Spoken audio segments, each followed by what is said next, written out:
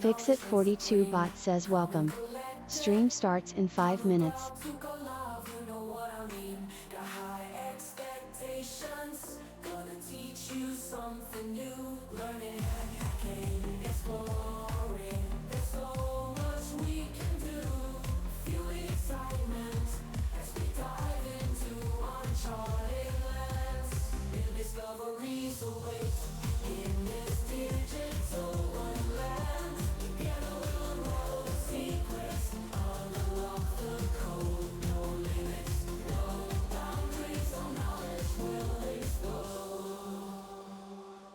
The hidden task says hi.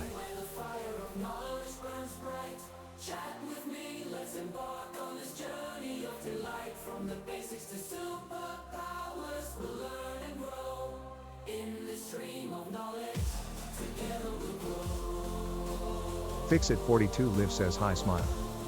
Fixit42 bot says T minus 4 minutes.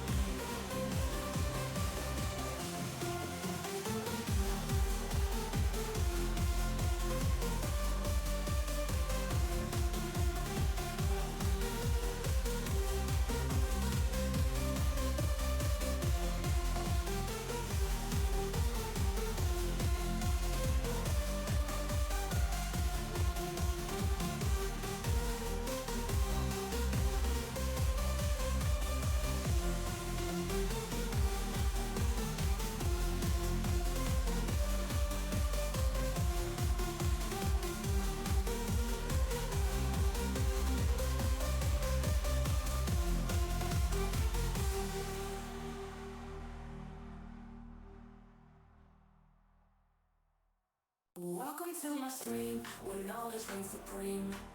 Fixit42 bot says T minus 3 minutes. You know what I mean. Got high expectations, gonna teach you something new. Learning, hacking, exploring. There's so much we can do. Feel the excitement as we dive into uncharted lands. New discoveries await in this digital wonderland. Together we'll unravel the secrets. I'll unlock the code. No limits, no boundaries. So knowledge will explode.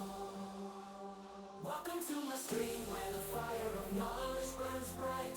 Chat with me, let's embark on this journey of delight. From the basics to superpowers, we'll learn and grow in this stream of knowledge. Together we'll grow. Fixit42 bot says T minus 2 minutes.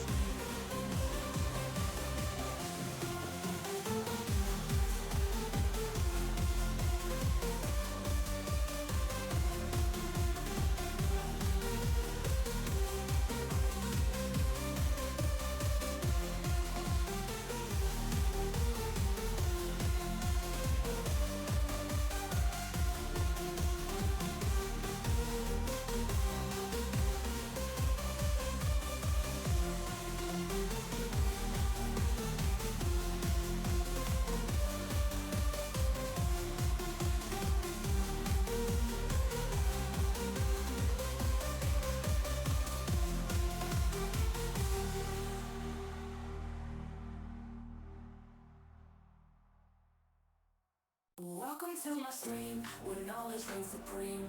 Calm and collected. I'm about to Fixit42 bot says stream about to start, 1 minute left. expectations, gonna teach you something new. Learning, hacking, exploring. There's so much we can do. Feel the excitement as we dive into uncharted lands. New discoveries await in this digital wonderland. Together we'll unravel the secrets. I'll unlock the code. No limits, no boundaries. So knowledge will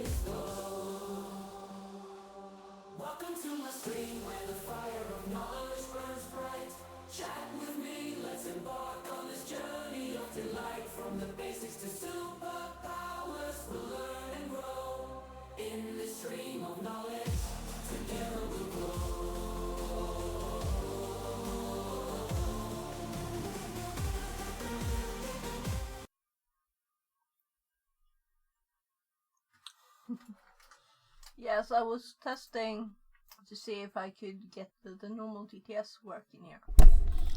But unfortunately, it's not still not working. We'll see. So we're using a speaker bot as a workaround. And I'm eating breakfast. I will never eat all of these sandwiches. Maybe one was enough even. There. So good morning. Welcome in.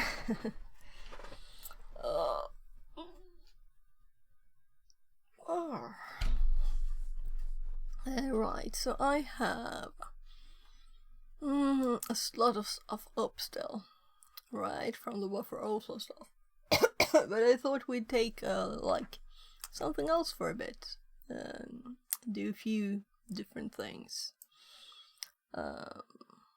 Let's just see, right, so we were looking at the code here for the different Protostar ones. And we have this room here on TrackMe. What's this? Alright, I think I started reading this on stream, but then I didn't have time to continue during the weekend, right? So, lots of stuff to do this weekend.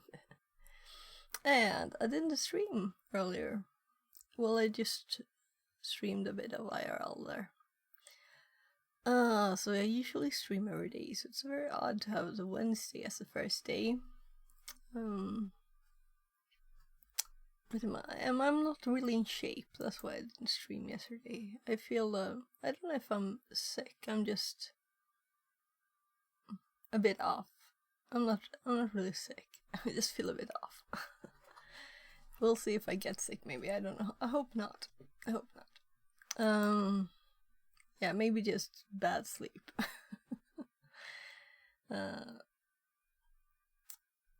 So when I did go training yesterday, even though I felt like, and then, you know, when I move, it's like you have run 200 meters when you just walked a few steps. It's yeah, so that kind of thing. My body's not like, yeah, I did get a lot of allergy yesterday, so that might be the reason.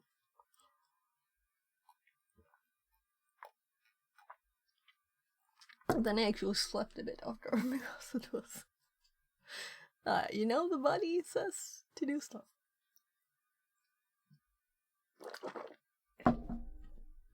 I don't know what it was either, so we'll see. So,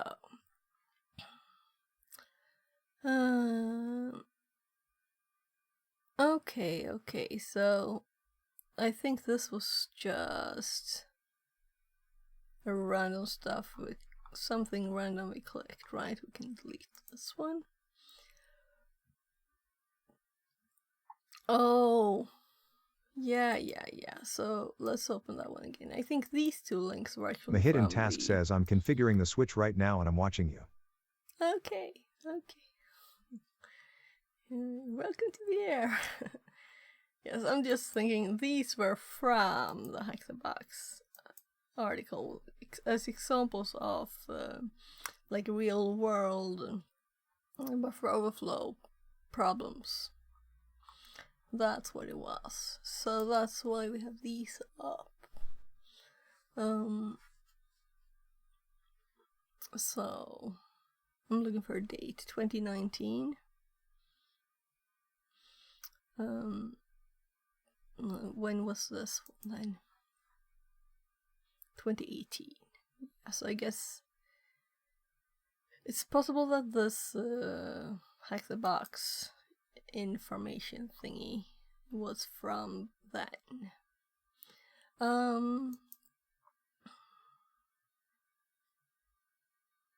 So I think it's really these two, right?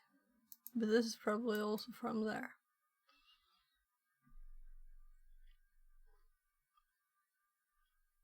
So MSF Venom code here. or shellcode or whatever.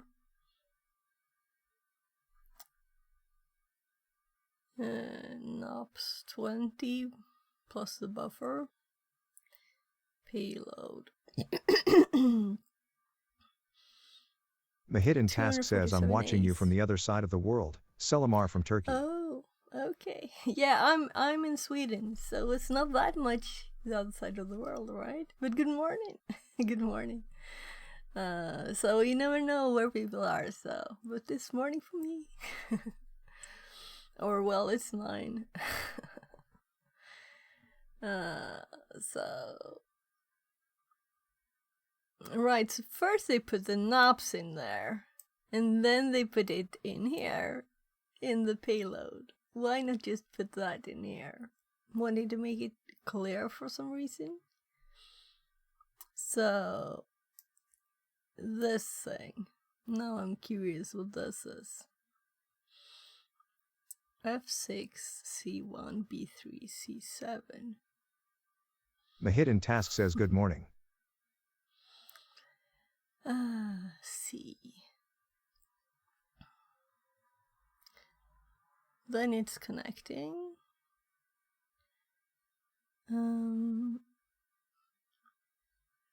Well, the IP address in port 21, since it was FTP server.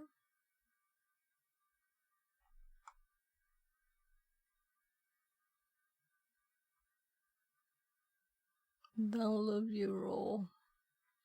Yes, I'm like, is this a link to the app? So I don't think I ever clicked one of the app links. So, alright, so I was like, what? Did it open anything? No, it downloaded something. Okay, so you have the app.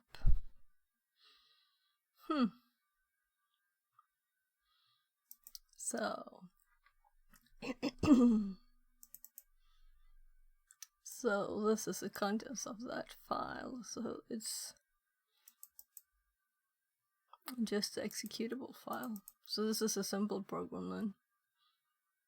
Maybe it's installation, but look at the size, 22K.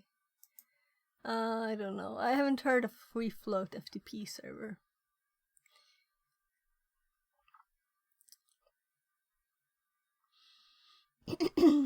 Free float software, free float. So anywhere it's receiving stuff, user anonymous, receiving again. It's not like printing it or anything. And then password anonymous.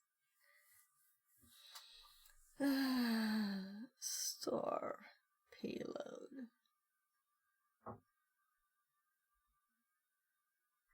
So now I'm curious.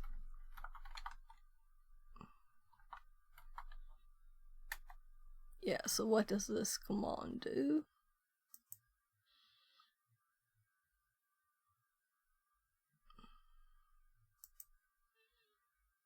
So after successfully establishing a connection, one wishes to upload a copy of the local file to the server. The client provides a file name it wishes to use for the upload.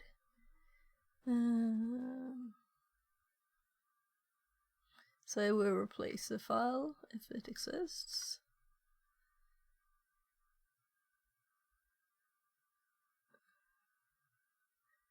A command doesn't affect the concept of the client. Copy of the file. Download free trial. Oh, this is another site. So, common responses. So what if we click learn more? Then we get information about their server. So, I guess that's good enough, right? Alright, so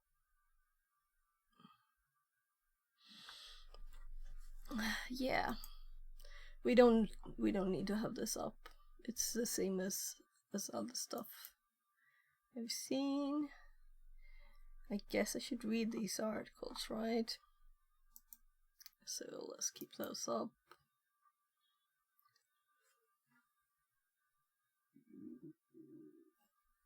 My tummy is a bit rumbly too. Well, we'll see. So I don't know if I'll do an IRL stream today because maybe my body don't want to run or climb or something. We'll see. We'll see. Right. I should do this one too, but that's not on stream. ADB. Why do I have ADB up? We can close this one. We've been using ADB, testing it, learning it. So I don't really know why. It's pre-installed in Kali. So we discovered it from the menu in Kali, and I don't even have the VM started. Let's do that. Yeah, so I got a link for the presentations on DEF CON, so a lot of stuff to check out here. That's nice. So I don't think most of this is like climbing stuff now because I'm exploring learning that. Sekai says, hey Fixit, what's cooking? Good morning or good night or whatever. Yes, it's morning, right? Or like midday maybe for you. Yeah, so I'm like I'm thinking, what should we do? But I'm kind of leaning towards doing a bit of Portswigger's Web Academy today. Sekai says, 'Cause good I'm a afternoon, bit, winking yeah, face. afternoon. Yeah, I thought so. Yeah. Oh, it's not easy to keep track of everybody's time zones. But it's already like 9 here, so I guess it's not really morning anymore. If it had been really morning here, then it would have been like lunch for you, probably, right? I don't know the number of hours exactly. That's the difference. Yeah, so what was this? Oh, that was that. And then we had like this is AliExpress stuff. Yes, I ordered a few climbing things from there. I don't know if they're like secure or whatever, but when I try to get up that thingy that I don't dare to just climb up without any like rope or anything. Yeah, so this one, so, you know, the different flavors of SQL. It's always nice to have a few short commands, but you can always Google. So I'm like, should I put this in my notes? Should I put a link to this? Probably, right?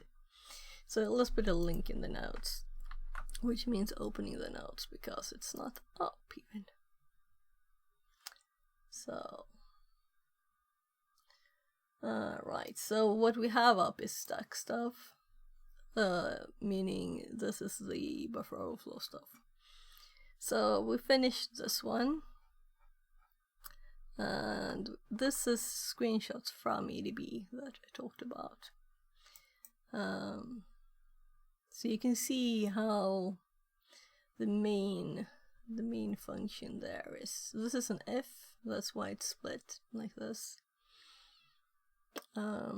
This just is a continuation, and this is a jump there to these two last commands, just to leave and read. Yeah. And then we recompile it, and we got this when we compiled it locally. So it's kind of funny to see the difference between them. How much difference we have there.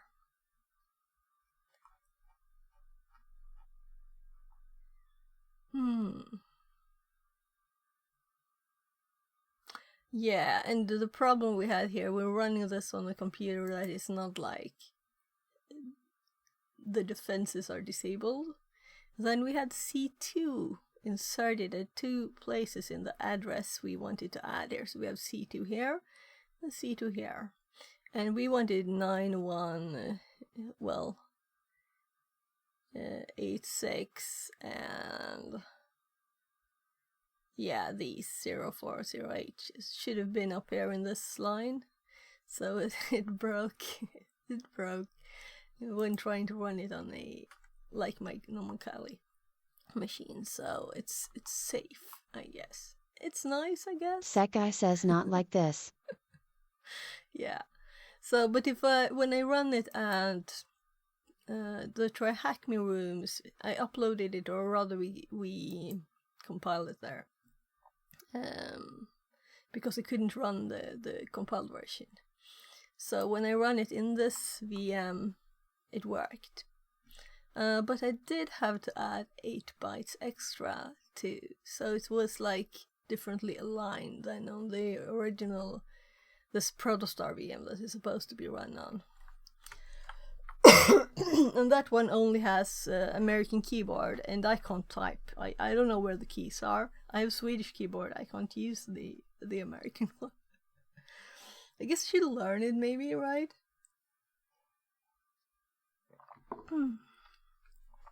So, that's where we were with this. So I'm I don't want to do buffer overflow forever. I'm thinking let's take a bit of a break from it, and let's check out some SQLi or whatever, right? Whatever we end up on. So I'm looking for SQLi here on that Web Academy thingy. Portswigger. So, too far down. So we have SQL, SQLi.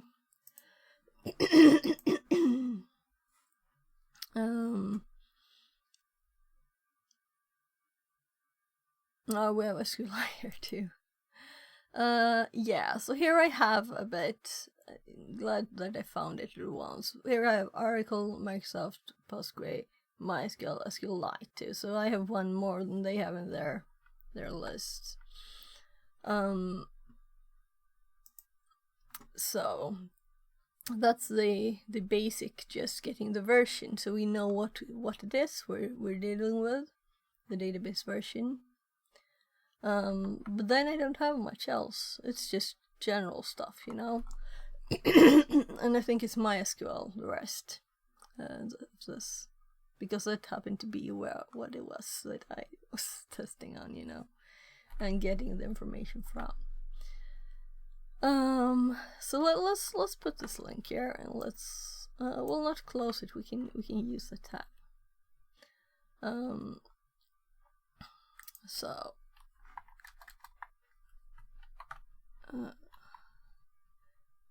I think that's good enough. It's kind of obvious. It's a Portswigger cheat sheet, right? I don't have to type that it's a Portswigger cheat sheet. So what I'm thinking is that we'll click this little lightning here, which is the actual. So Web Security Academy is the name of it. You know, it's too long. Am I logged in? No. So I think that if I log in and click the link again, remember me? I don't think it worked. It was too long I was in here. So we did do a bit of this on stream. If I click the link again, let's see if I get something else. Welcome back. Alright, so this was what someone mentioned. Web cache deception, so I had to Google for that up. Here.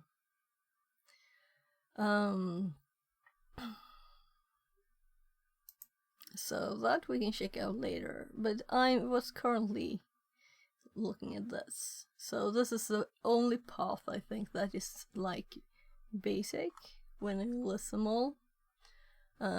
So we started with that one, and it started very simple, but I think it was starting to get a bit more bit more complex. It's nice to also to do basic things because you know you still learn things from it. So I'm curious here now. So 9, we did 9 of 59, and then there's other levels of expertise there. But we still did 3% from, I think we did this on like two occasions. I have to check out all the paths. So, practitioner, apprentice. So that's what I went on when I selected this one. Let's resume then. And basic SSRF against another backend system. So I don't remember what we did here. Is this like finished? Not solved, it says. Yeah, I remember deleting poor Carlos several times. So the lab uses stock check functionality to scan the internal range for interface on port 8080. Yeah, so I don't know if this is where I want to continue because I don't remember what we were doing before. And I am a bit tired and I feel a bit out of shape. So when I go back, it hops there 5 of 6 instead. Right, so this is the information you need for the next step. And this we have done. Right, so they build upon each other. I remember that much.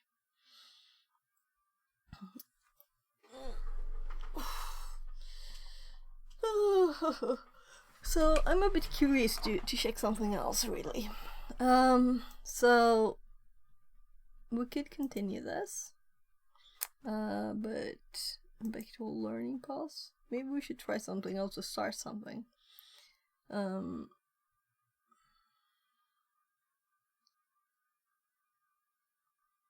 So I was kind of, you know, SQLi would be nice, right? I wanted to do a bit of SQLi. That's why I hopped back. No SQLi injection. No. Authentication vulnerabilities.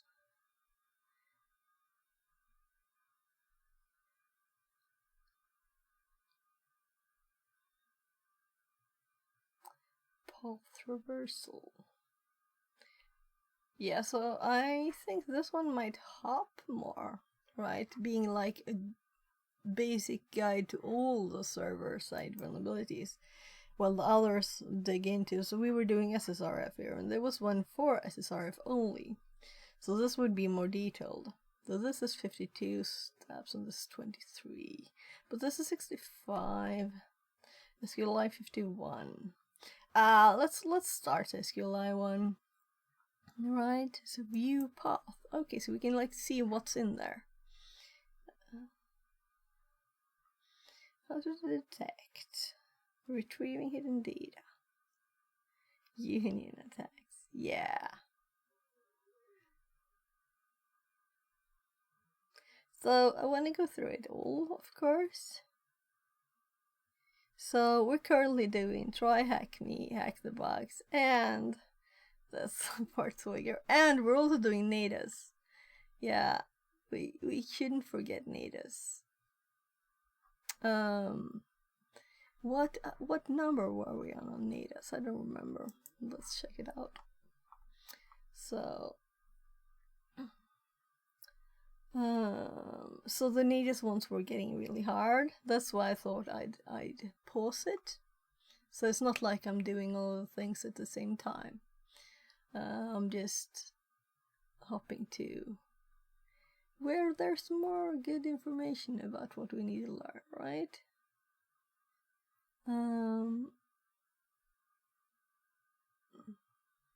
Yeah, so over the wire NATAs, and we did 28. I don't remember how many there are. Do I have like a link for it? No. So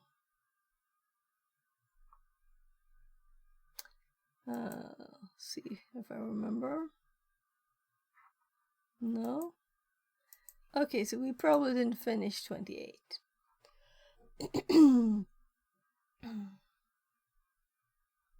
Yeah, so this is where I stopped. So 27.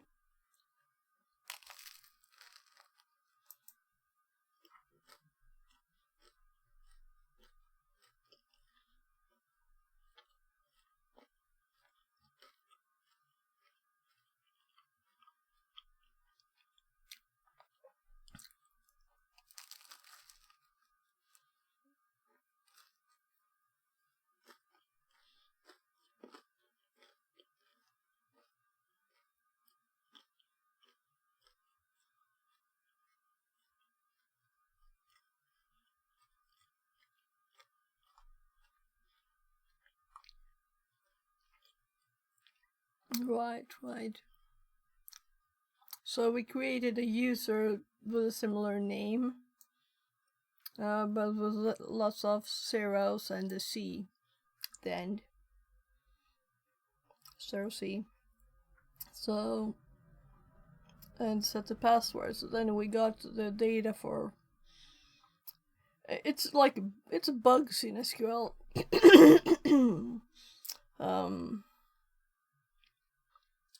So, but also the when I read on this, other people have solved it much easier, so it's been like updated or something.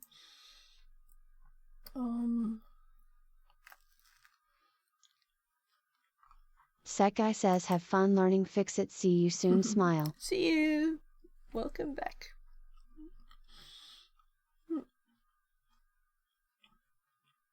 Yeah, so let's get started with Academy. But I want to continue this too, so 28 was... Oh, that's...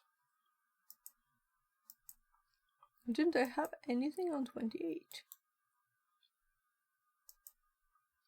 Okay, different files. It's just the icon that differs there.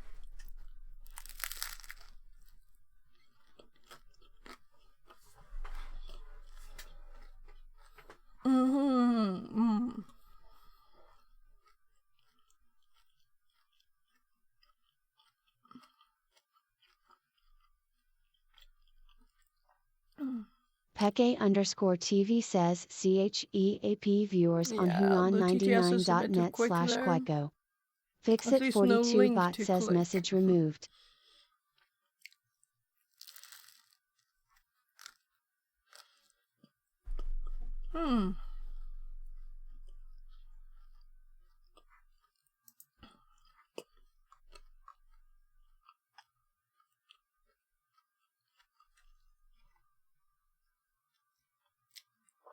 I'm just eating my breakfast there too. Let's get started with SQLi. I'll finish this and then I'll read.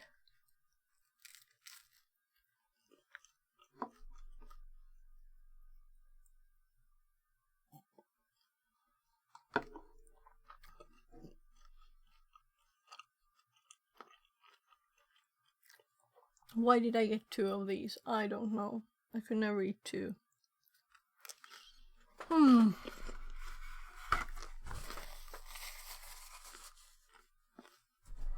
I will see if my kid wants this. He just woke up.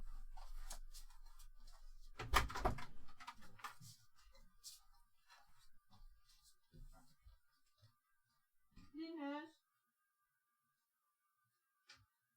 Är du uppe nere? Är du nere, gubben?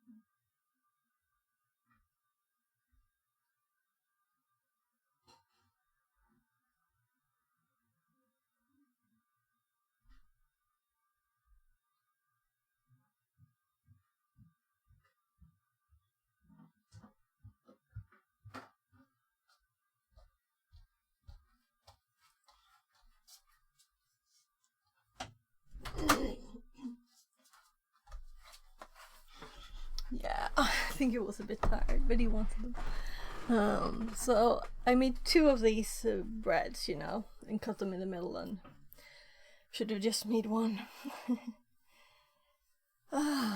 Or they're just like, you know, half-baked ones, so you can just put in the air fryer for 5 minutes, and then you got newly baked bread. Yeah, and I'm out of breath from walking up the stairs once. That's what I mean when I feel out of shape. Like, not normal. So, let's see. This learning path. So SQL injection. Let's actually put a marker where I actually start here. There. SQL injection. This learning path explores authentication vulnerabilities, which have a critical impact on security. You'll learn about vulnerabilities in common authentication mechanisms and strategies for robust authentication. So, contents. What is SQLI? Yeah, I guess I'll just read it, right? What is SQLI? It's a web vulnerability that allows an attacker to interfere with the queries that an application makes to the database or its database. This can allow an attacker to view data that they're not normally able to retrieve. This might include data that belongs to other users, or any other data that the application can access. In many cases, an attacker can modify or delete this data, causing persistent changes to the application's content or behavior. In some situations, an attacker can escalate a SQL injection attack to compromise underlying server or other backend infrastructure. It can also enable them to perform denial of service attacks. Yeah, so let's just continue. And I would want to rewrite at least 1 sentence.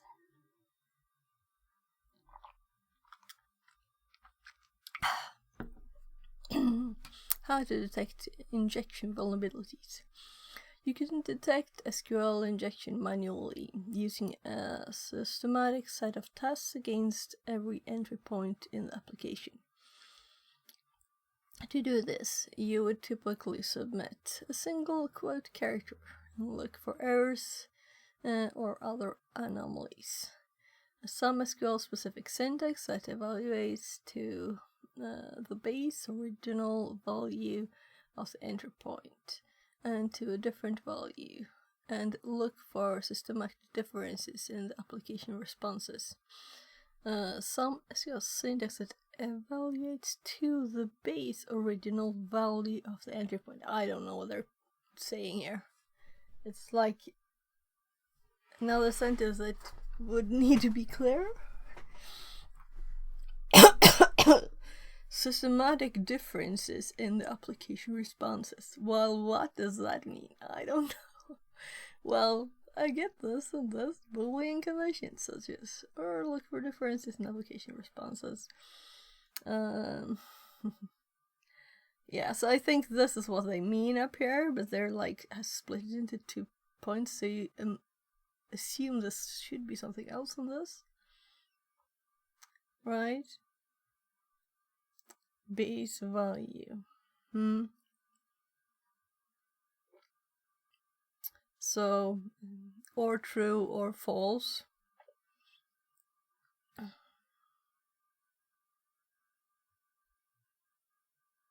So you really wanted it all to be false. It would be like and false, of course.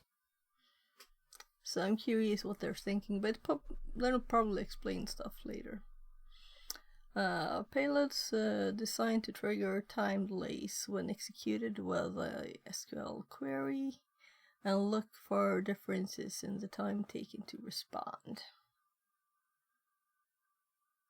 Yeah, I'm still thinking of this while I'm reading this. Time delays, yeah, of course. Yeah, so we were just as the neatest ones.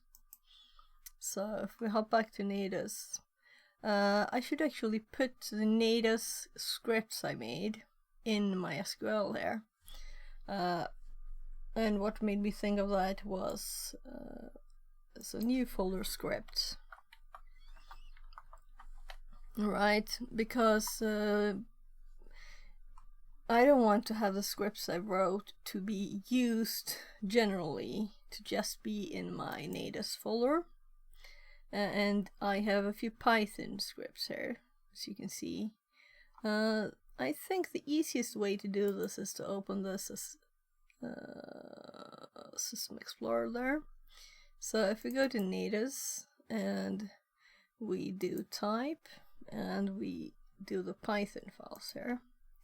So I'm just copying these and we're going back to infosec, tools and info, SQL, scripts, and we paste them here. So then we can go back and look here. So now we have all the scripts that I made for the Natus one here. And right, so I usually open code 2 and my Obsidian one. So to see scripts, I moved them, that's why it doesn't find. Docker, do you want? Well, okay, let it install it. So let's go back. Yeah, we were taking backup, so I made changes. So I took a backup of my StreamerBot. So, ooh. I'm just clicking because it's green. Was curious. So infosec, and then we have tools and info, which is also green, and this is orange. SQL, I'm just following the green here. Here they are, the new ones.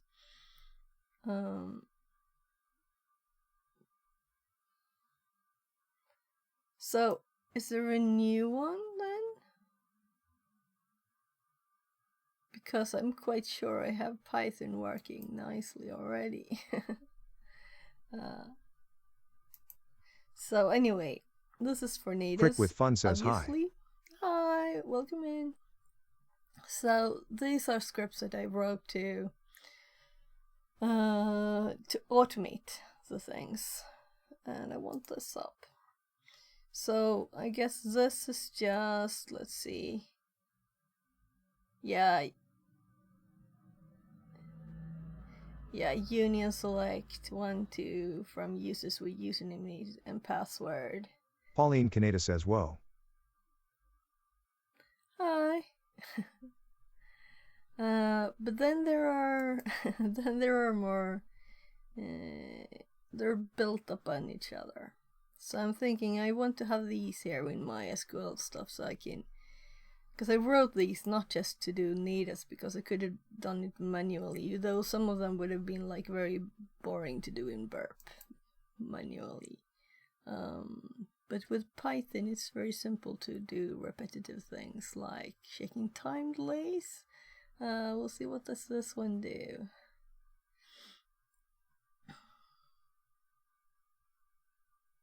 A binary test password.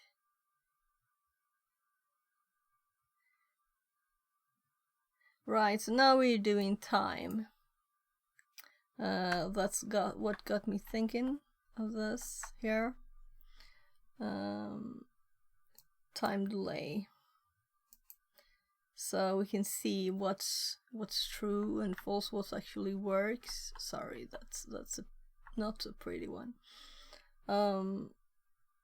So if it has more than 2 seconds delay, then we can assume that it was true. We found the character. And we're adding the character to the password here. So I could go through this if someone is interested, of course, but this is just the request it sent. So doing it like this instead of burp, we have more control over automating it ourselves and don't have to wait for a burp's delay, because I don't have paid burp, so it's slow. Let's see, what was this? 18 did.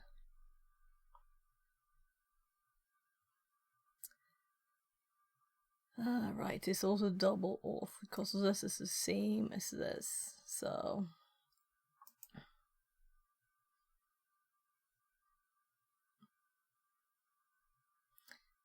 cookies.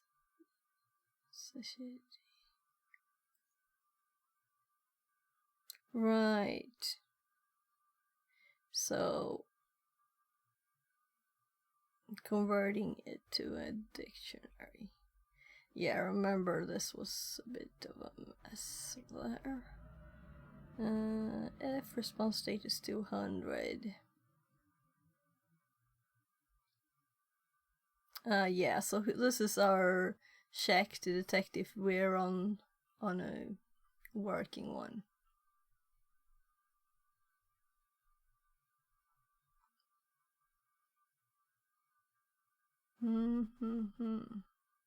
Was such a short one. I'm like, what?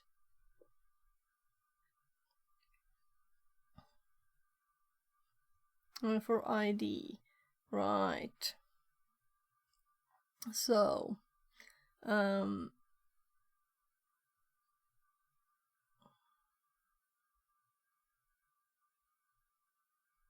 we're making a lot of requests here,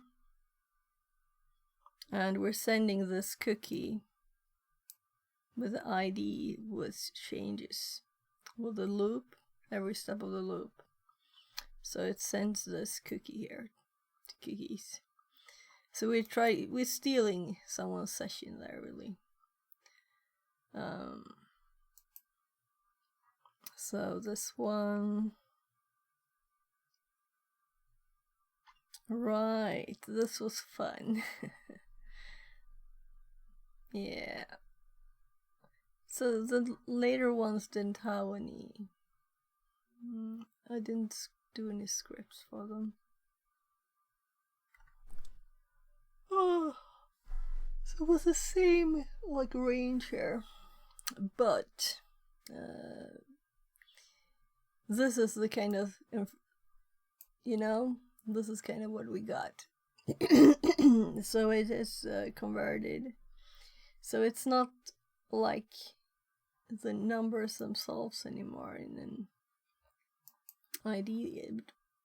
It was this format. So PHP /ID equals this hex string that is byte object dot hex. And byte object is ASCII string code. ASCII, this ASCII string, which is this ID. So first we convert a number to a string. Then we make sure that's ASCII, not some Unicode thingy. We make it hex, and then we put it in the string here. All as a string. Hexadecimal string. Right? So it will look like this. But this was generally always there. So. Yeah. So it actually, the note from this was kind of fun. I know that I'm digging into the old stuff now and I should continue, but it was fun. It's number 19. I have to check on it quickly. So here. So this is the data we got. And before I put these spaces in here, you couldn't really see the pattern. But when I put the spaces here and realized the pattern, so I just sent some random things and I saw the pattern here. I put burp, I guess. So that was when you're like, oh, there's a pattern. It's not just a random string of characters, First seeing this, okay, 3, it's a lot of 3s repeating, And then you see like, oh yeah, so these are 61, 64, 60, 66E. Alright, so this is actually admin, -admin. That's what it says, this bit here. Number -admin. Right. So this should really be as a comment in the script, right? This is, yeah, it's already there, -admin. So, yeah. So, time to continue. Right, so we have made number 3 here too. So, let's put stack 3 there too. I don't remember though what exactly we did. So we'll add that later. Let's keep these up. Or rather, let's close them. We've been playing with R2 and GDB. We also did some EDB, and I was just thinking of adding stuff there. But we will continue with this another day. Now we're going to do SQLi stuff, right? Don't want to focus too long on one area, even if I'm not finished with it. So, right, it's good with repetition to remember things and what you were doing, and now we're doing SQLi stuff. So, let's continue here. So, that's the time delay then, when executed with a SQL query, and look for differences in the time taken to respond. OAST payloads assigned to trigger an out-of-band network interaction, and when executed with an SQL query, and monitor any resulting interaction. So this I don't know anything about, so that's nice. Alternatively, you can find the majority of SQL injection vulnerability quickly and reliable with burp scanner, using burp scanner. So, I don't know, does that exist in the free one? This is Foursquare. So of course I'll mention burp, they make it and sell it. Oh, but it's not anything you would buy, like, while you're learning.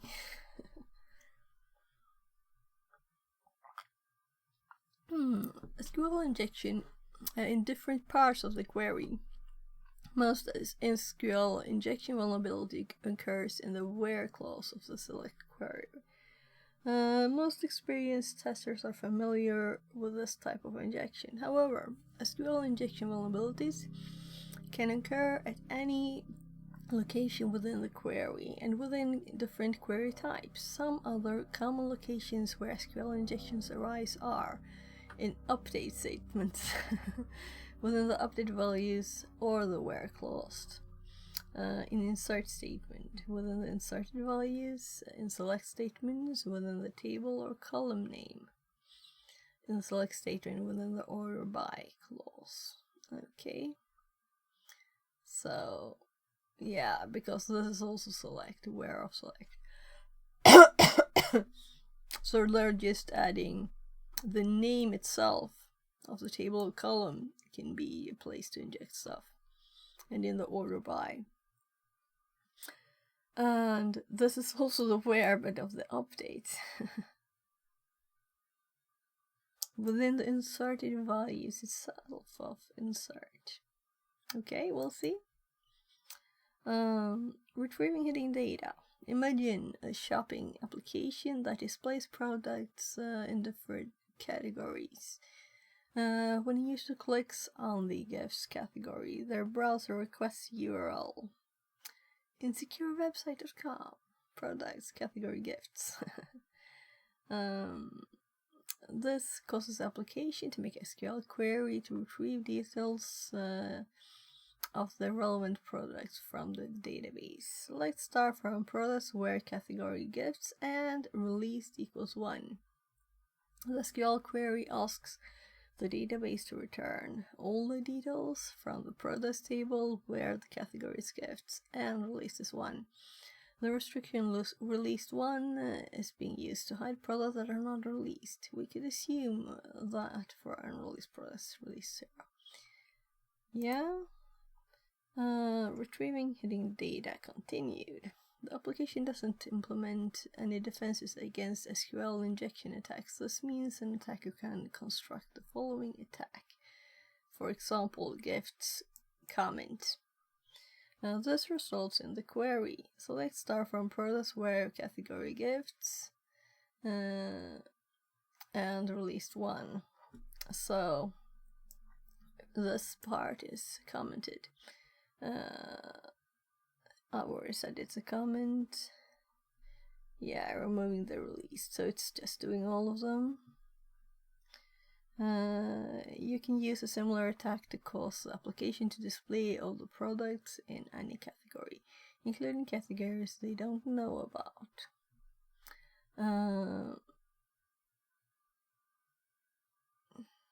Yeah, so we can't control the start of the query here.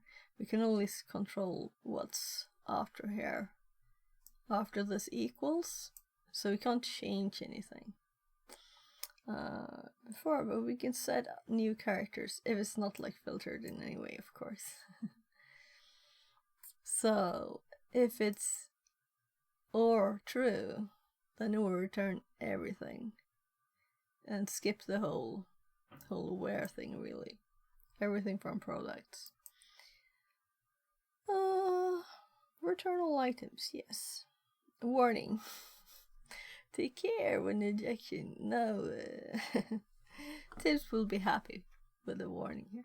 Take care when injecting the condition or 1 equals 1 into a query, a SQL query. Even if it appears to be harmless in the context you're injecting into, it's common on application to use data from a single request in multiple different queries.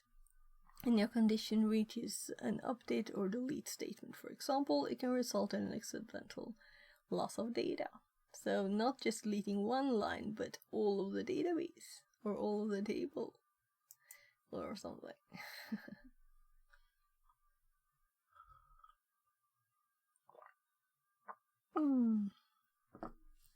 So, lab. SQL injection vulnerability in var clause, allowing retrieval of hidden data. This lab contains a SQL injection vulnerability in the product category filter. When the user selects a category, the application carries out a SQL query like the following. I'm just starting my Kali here, it's not started yet. Sorry. Because we want to do stuff there because I don't have burp on my Windows. So, select star from products where category gifts and released equals 1. Okay, so we get the actual one that was used in the example. So we click access the lab and then we copy this URL to the Kali. So I'm just logging in.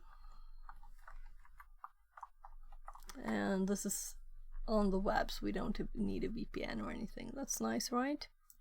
So let's just copy this. I'm kind of thinking, should I copy this URL instead? Nah, let's just do this one. So let's open stuff. We want burp up. We want Firefox.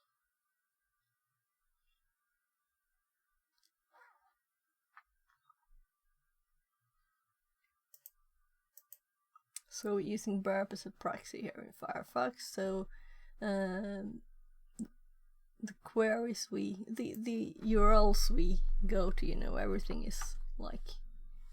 Alright, so let's open a new tab. I have stuff there.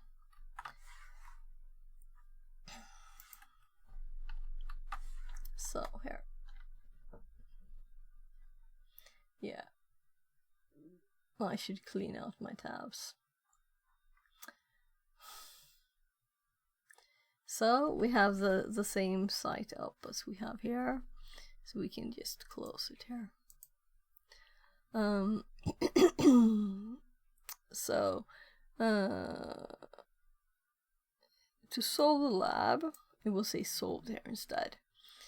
Perform a SQL injection attack that causes the application to display one or more unreleased products. So, let's see. I'm guessing it's like a search here, right? Also, it says not solved here. So first, this is the start page. If we look at something, we get a product ID, and here is, yeah, so here's refine your search. So if we click something here, like this one, then we get the category here. So this is where we can change and add stuff. So right, so we have so funny that it puts like random stuff here.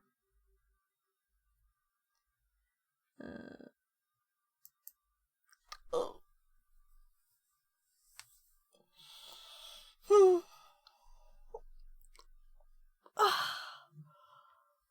So, assuming that after this we have a end character here to end this the lifestyle, and then we have and this character here, and then we have and released. So we want to comment the rest, right? So let's just do, let's see if we just do 2 dashes. I'm kind of like doing that automatically. Let's do this and see if it helps. No. So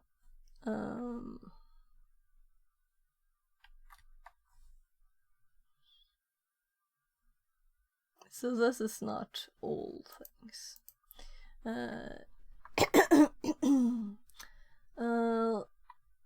Let's instead do, well, first of all, I'll do that just to make a pretty end or whatever. I don't know. Let's do or 1 equals 1 here, because I'm assuming that's what they want, right? So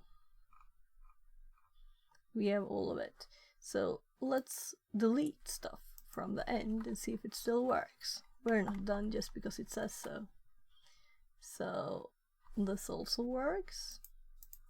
So if we don't comment the end of it at all, just nothing after it, we get an error, right? So if we do an or here and a, well, it would still not work, right? Because it's still the ending. It still has one of these at the end to stop the lifestyle one. So we really need to comment the rest. But it helps just, this is good enough. Or just, oh, that's not what I meant to do. So this is just commenting it is good enough. Because it's a full query, right? So I'm like thinking, is there anything here that I want to add to my notes? I think I already have all of this in my notes, but let's check to make sure, right? We don't want to assume we have notes on something just because it's not new to me. So this is my start here SQLi thingy. As you can see, this is kind of exactly what we did, though it's an extra one here. We also have the SQL injection, which has like other stuff too. I'm like just checking messages. I'm like, do I want to have most of my things in the start here? Is this what we're going to build here now, maybe? And if I need more details on something, I will make like add in other places. Let's just check. Yeah. So what I did here was making nice output with group concat, making like nice lists of passwords and usernames. CMD.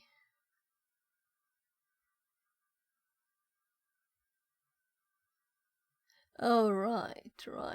So this is to load something into create a function in MySQL. Right, so that we won't do now, I think. MySQL. So this is more like not SQLi, just how MySQL command works. So it's not SQLi. That's else thing to test and send and stuff.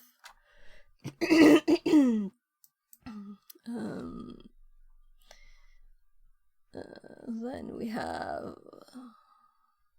basic SQL. How union, insert, update, delete, and comments statement end works. The basics. Then we have SQLi with starting with finding the version. We just added this line and changing IDs. That's kind of what we did now. And this is of course not safe. Something we knew works and safer alternative.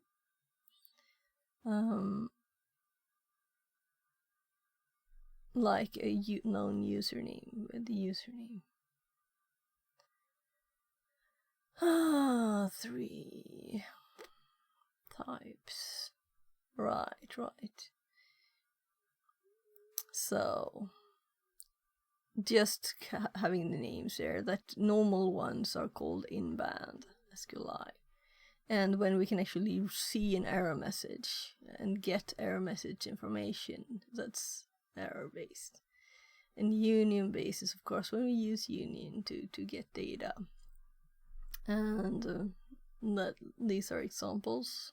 For example, how to list tables by doing, for example, this is a value that doesn't exist, that's important. Or you get the output from that, not the first stuff here, which we'll get now. Then we have the blind. So we don't really get any feedback. Boolean based. Yeah, this is what we had examples of in the scripts.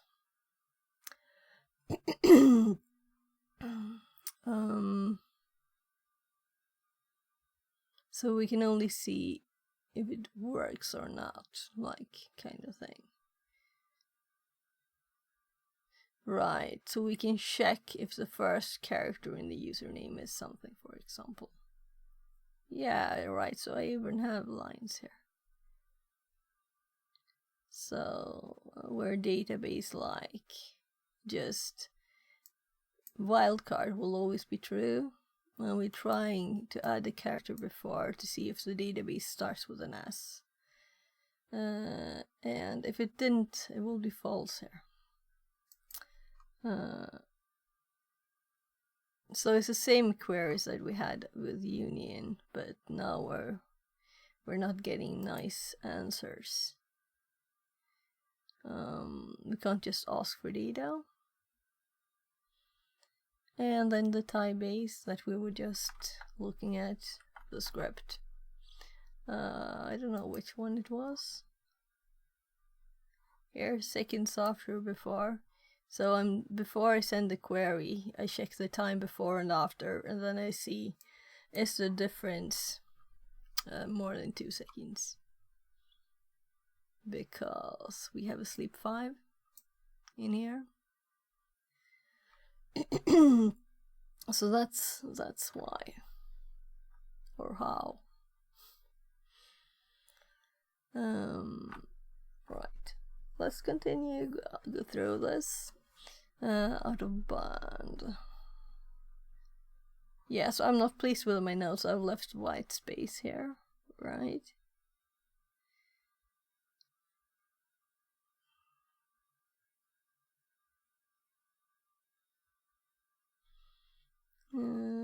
Yeah, so you can use semicolons, not in all systems, and there's a double space here. Stored procedures, that's what we were looking at a bit up here.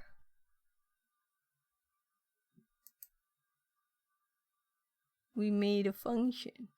No, that's not it at all. Was this where I was at? Going through stuff, repeating.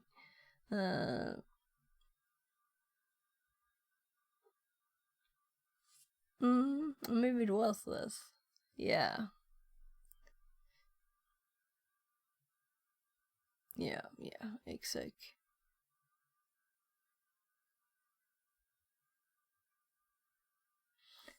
Oh ho ho. So here's upload and execute and exploit reverse shell. Yeah, so it's all, the other one was more like when you're in the machine already.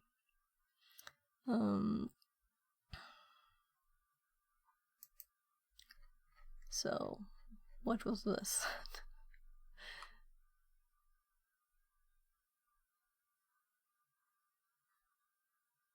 Yeah, so this is more like sending it from the page, right?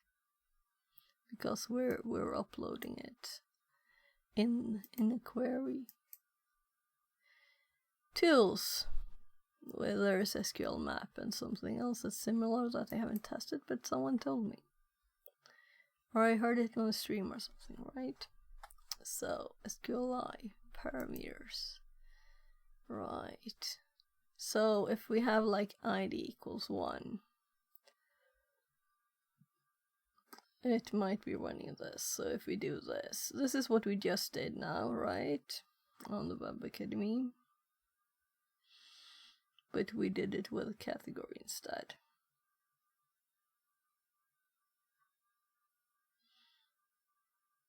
Right, so we just did an OR here too. And then we commented the rest of it. And types, yeah, the types again that we had in the other one too. And then SQL map, command, help and stuff. Yes, I'm kind of thinking we'll add stuff here. And now we have a bit of a check on where things are in the SQL directory here. Oh my.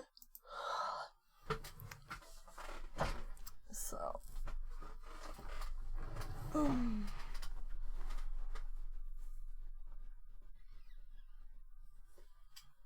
So no notes on this one, I'm thinking. Should we have like an example? It might be nice to have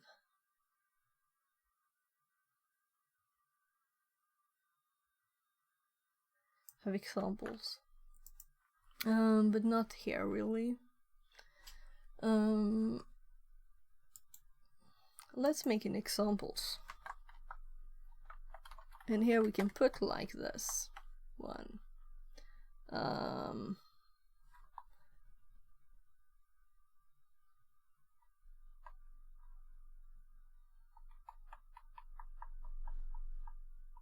Yeah, it will do that, right? So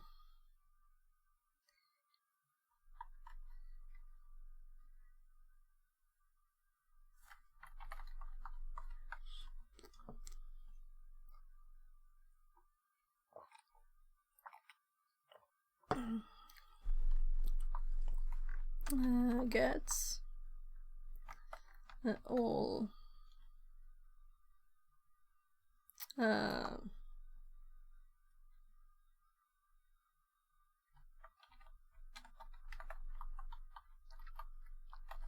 We can also do stuff, you know, with burp, right? So in case you haven't seen burp, this is what it looks like. And if you look at the target, the sitemap, we can see here this one. But I usually just go to the HTTP history here of Praxi. And I don't know when I used intercept last, but that's if you have to like change what you're sending or receiving before it gets there, kinda. Only right. Otherwise you can just use this. So here we can see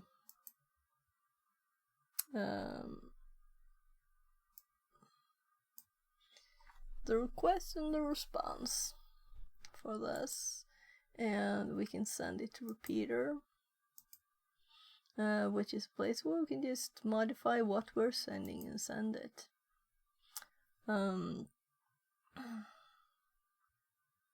So stream failed to close correctly. So let's just send it again, right? Yeah, so something happened. Maybe it was too slow and it like closed it down. So if we click access the lab again,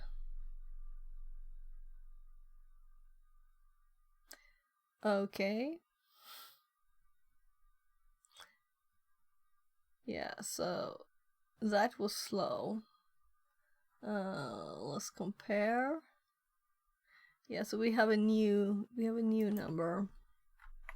It had to start it again for some reason.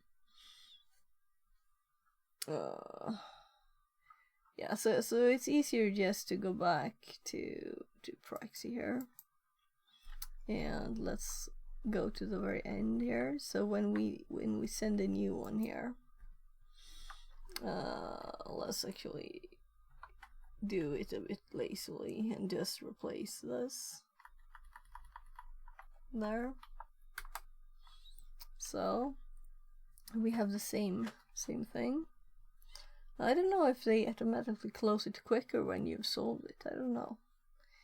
Possibly. And then we should have a new. Let's see here.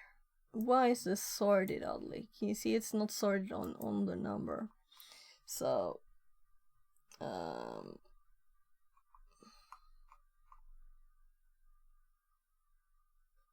I'm gonna like, what? Yeah. So images. Oh right. So all of the different resources. I think it might have saved settings. I didn't think it would save. So anyway, that's why it's not the bottom one. So then we could just send this one to repeater instead. Let's delete that one. So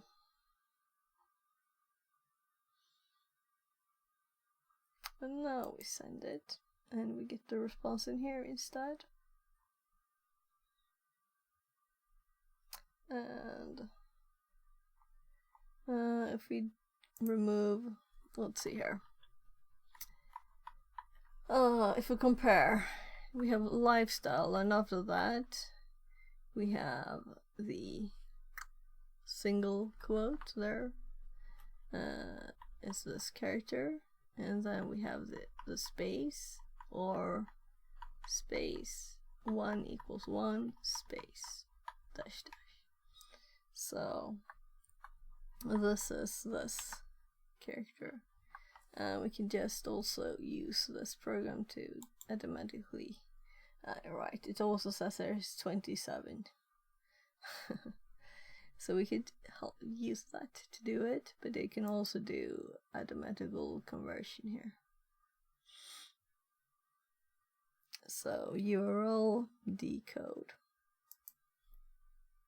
Okay. Was it too hard for it? URL decode, encode.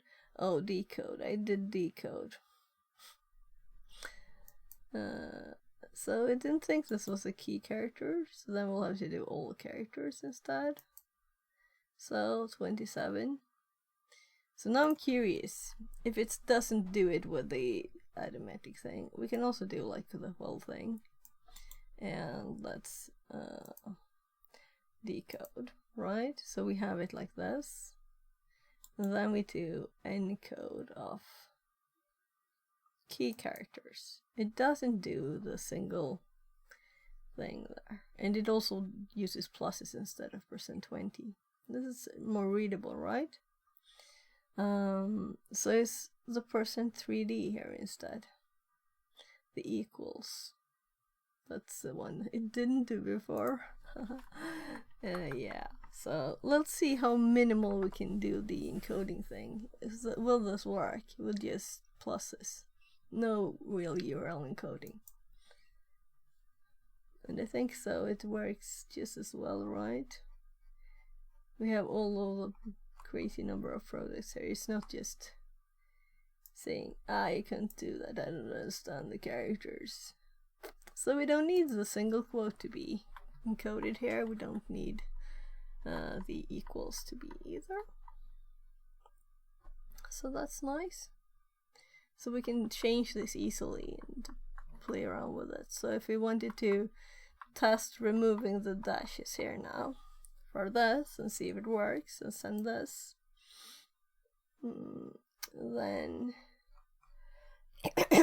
we get internal server error, right? Because we don't have a nice end to it. So if we delete all of this and just have lifestyle, that's I guess what we had from the start, right? Then we will get the let's see, your search, clothing, shoes and accessories, gifts, pets, footer. I don't think it returned anything. So now I'm curious.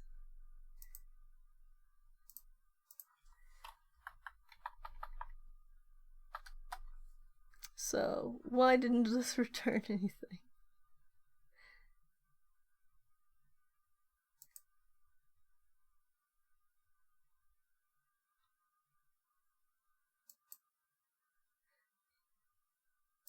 Okay, so it doesn't exist anymore. So we got a new page. Okay, so if it doesn't exist, of course, we get no hits on it.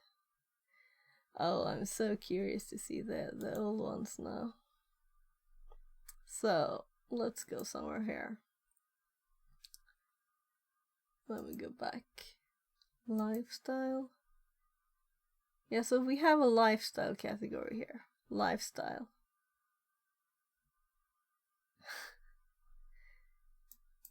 So when it reloaded, it didn't have a lifestyle.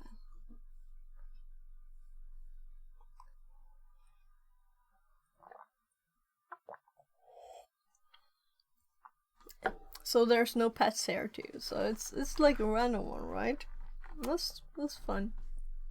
So if we go to the last one, I guess. So we can click pets. So we know now that there's a pet on this one. So let's do pets here instead.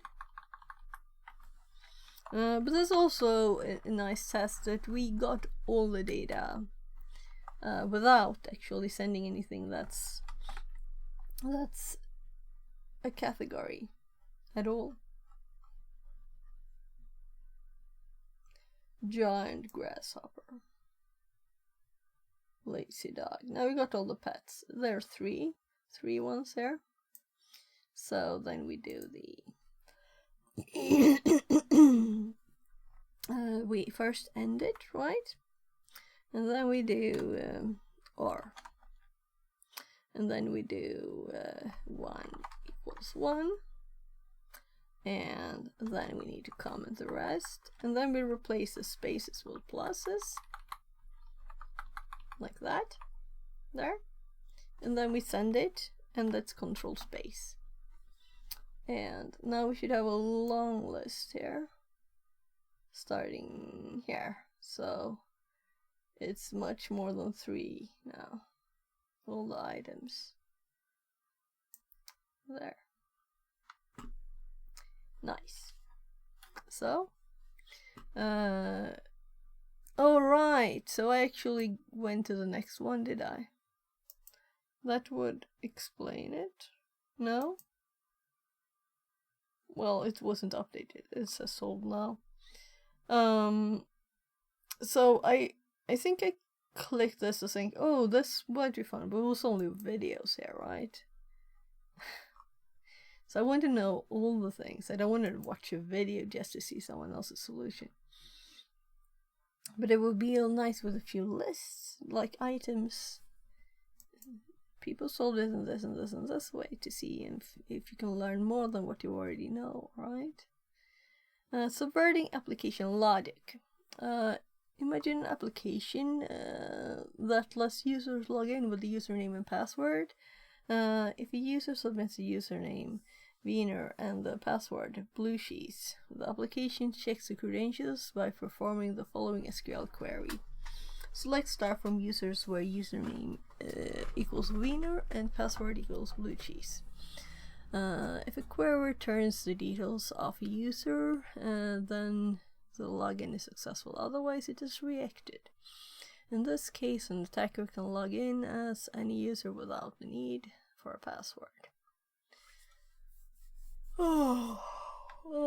They can do this using SQL comment sequence ---- to remove the password check from the where clause of the query. For example, submitting the username administrator other than the ---- or dash dash, it's harder to say, right? And the blank password results in the following query. So this is just commented away. This query returns the user whose username is administrator and successfully logs the attacker in as a user. So we're going to let's do it a bit quicker, right? Because it's a very basic one, and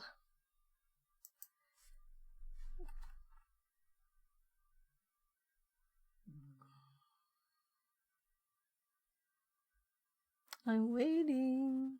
Come on. Right, so let's hop over here meanwhile and switch to, so it's opened, and let's open here instead, and we have a my account here now.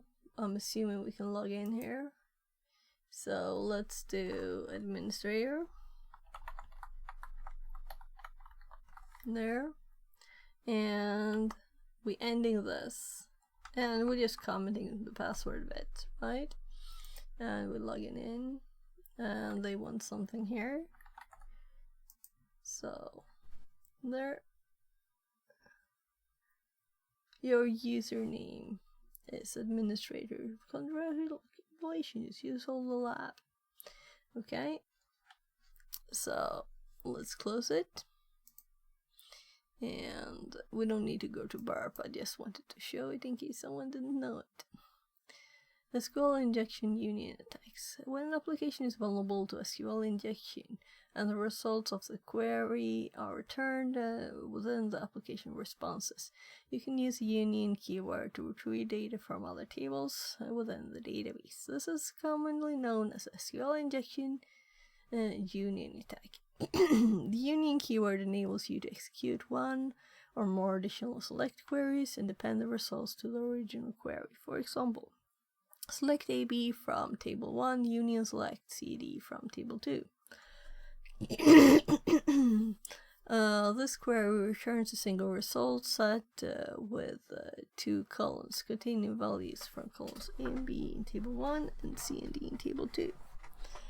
And if we will only have one output that we often have, we don't want more than one resulting line.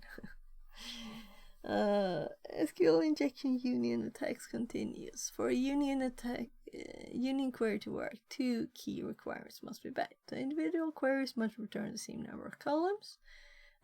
So the same number of columns.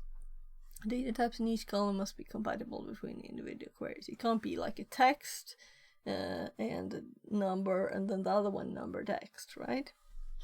So to carry out SQL injection union attack, make sure that your attack meets these two requirements. This normally involves finding out how many columns are being returned from the original query, which columns returned from the original query are of a suitable data type to hold the request.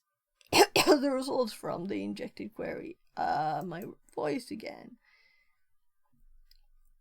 Determining the number of columns required. When you perform an SQL injection union attack, there are two effective methods to determine how many columns are being returned from the original query. One method involves injecting a series of order by clauses and incrementing the specified column index until an error occurs. For example, 1 hour and 31 minutes. For example, the injection point is a quoted string within the where clause of the original query. You would submit order by 1, order by 2, order by 3. Okay, so I don't think I've used this. So I use the other way. So we'll have to make notes because I don't think I have this in my notes. Oh.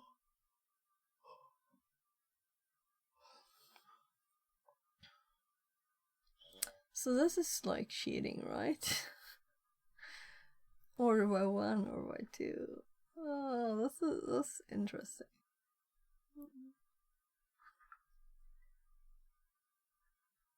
I don't know if it's quicker though. This series of payloads modify the original query to order the results by different columns in the result set. The column or by specified by index, so you don't have to know the names of any columns. When the specific column index exceeds the number of actual columns in the result set, the database returns an error such as the order by position number 3 is out of range.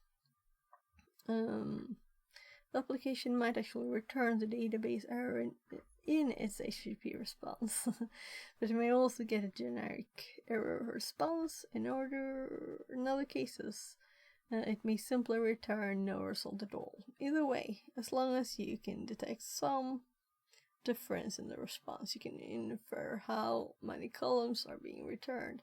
Yes, I'm thinking this is a kind of nice thing. I guess we should put it somewhere in the notes.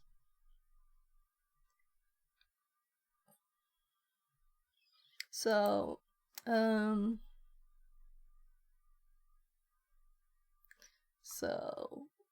let's see here. So this is the other way. Let's add here.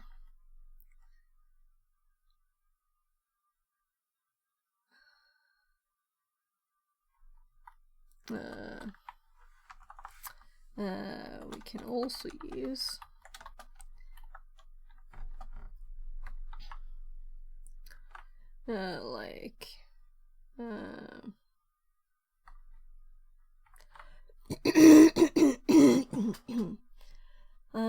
order by 1. Yeah. Let's do this.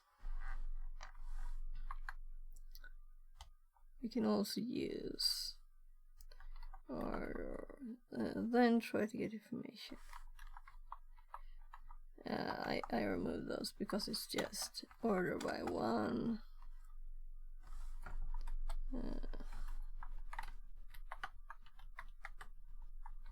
ordered by 2.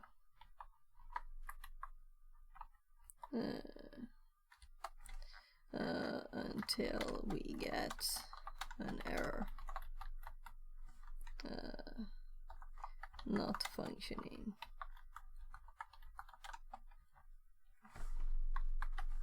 Normally. Functioning page. To see the number. To find the number of columns. Right. So we've added to the notes again. There. Determining the number of columns required continues. The second method involves submitting the union select. So this is the one that we already have up here. So they only have this instead. I don't know why they have this here. Right, now I know why they have this. Because in mine it was not a string here, it's a number. That's why I have the number in my example. So in this one it would be 0 space, right?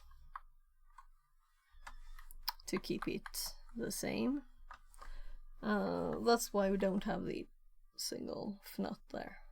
That's I'm Englification making English of my Swedish word fnut, which is like not a word, it's a invented word.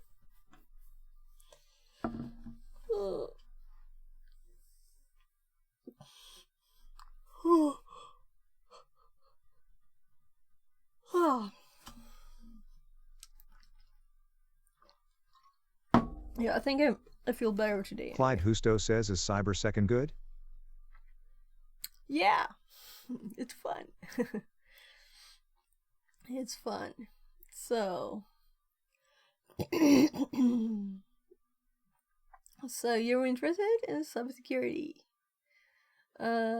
Anyway, let's continue. We already have notes on this, but let's read on anyway. If the number of nulls does not match the number of columns, the database will give an error. Such as all queries combined using union intersect except must have an equal number of expressions in their target list. I haven't seen exactly that one though. We use null. I'm just checking that you can see this right page. So you're not on the right screen or anything here. We use null as the values returned from the injected select query. Because the data types of each column must be compatible between the original and injected queries. Null is convenient to is convertible to every common data type. Yeah. So it maximizes the chance that the payload will succeed when the column count is correct, right? So we might change our notes here actually, because this is, I thought of this when I added the zeros here. This is specific. Like observe that 0 is specific.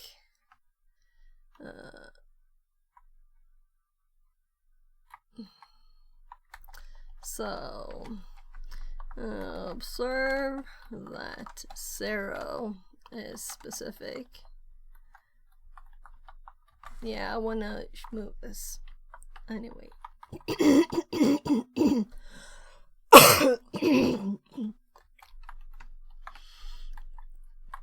For an int type and for a string would be replaced by probably will be replaced by a, and it added an extra one. Also to be compatible with all data types.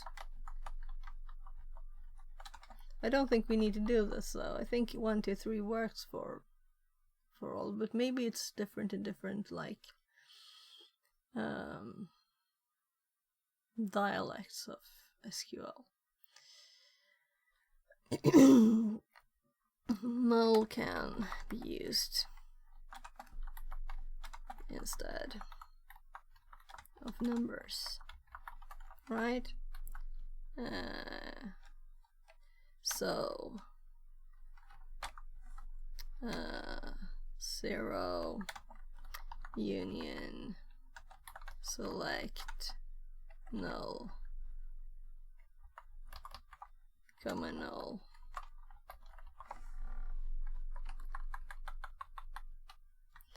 Example there. Well, let's do something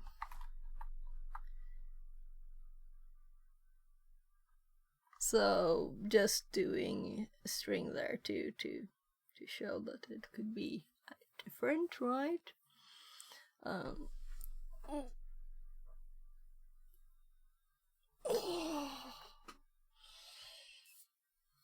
So in this case we don't need to change here. It's like might be shorter to type too. Sorry.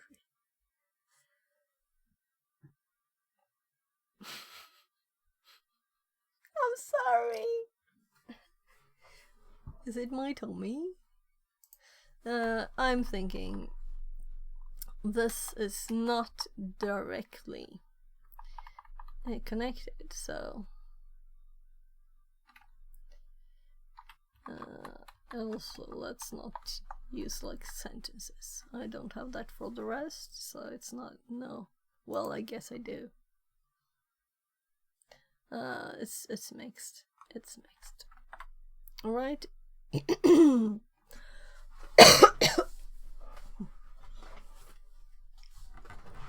God, my nose.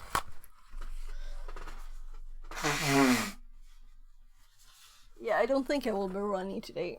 Sorry, but I guess I'll check out if the library is still good there. Nah. Maybe I'll take a walk. Maybe I'll take a walk outside in the sunshine. Maybe I'll stream that. We'll see. I don't think I should run anyway. We'll see what I'll do. We use null as the values returned from the injected select query, because data types in each column must be compatible between the original and the injected queries.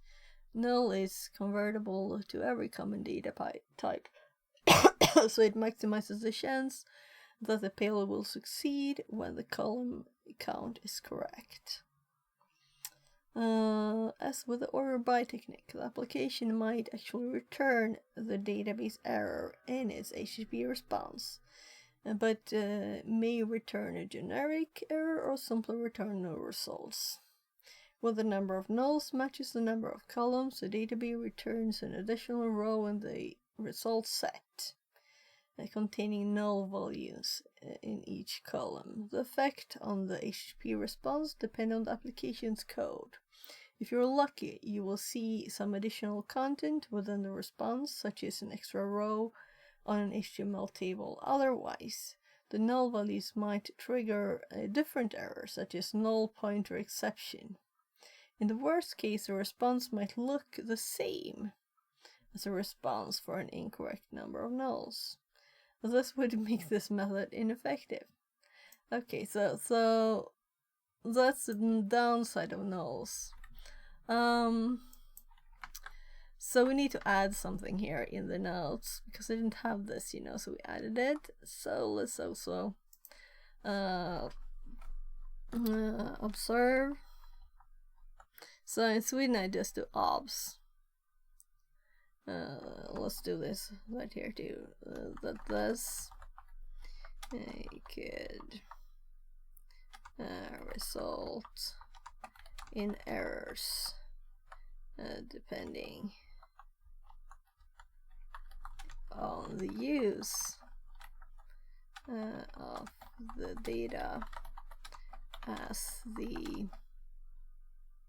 returning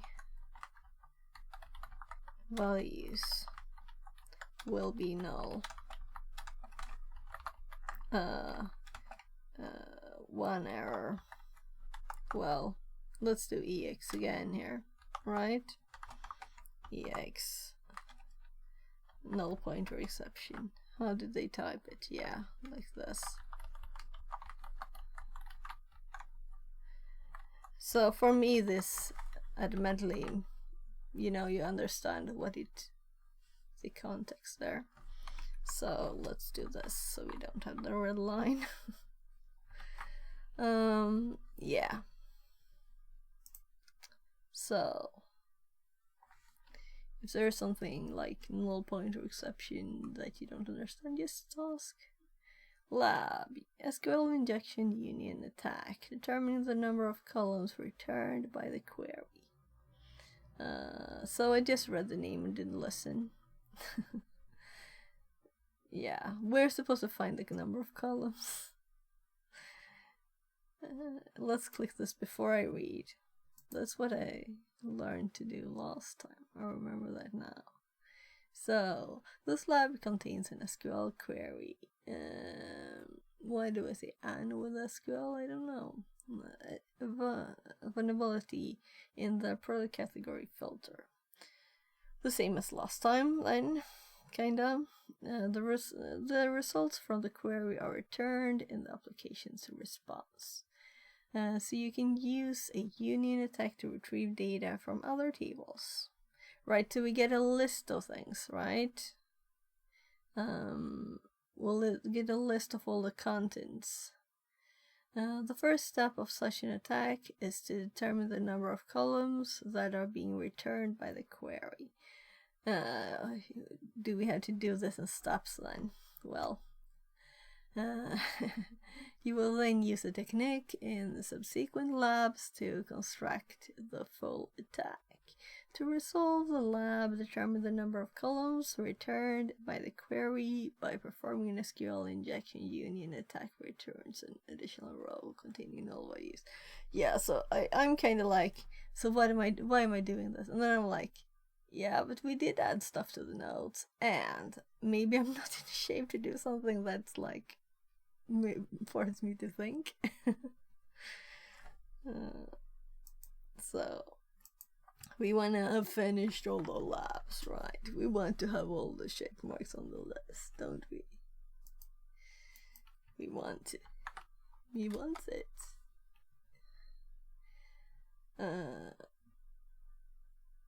Alright, so this is the format. Okay. So let's do pets again. Oh.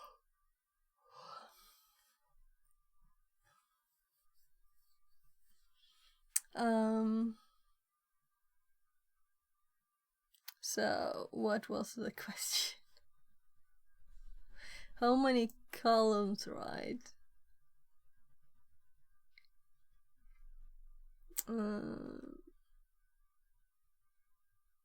Perform SQL injection attack returns an additional row.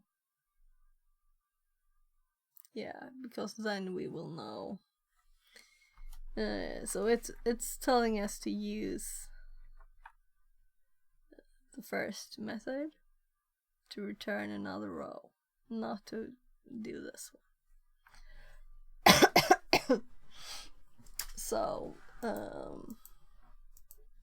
So first we have to end the string that we're actually in, and then we do a union select, and they want us to do nulls. So let's actually test. I think we can do lowercase, and I'm guessing 2. We'll see. No, it's not 2. So let's do 1, though that likelihood of 1 is not big. So null, and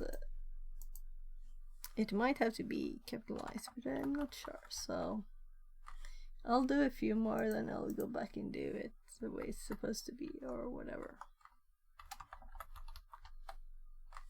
Yeah, so let's do.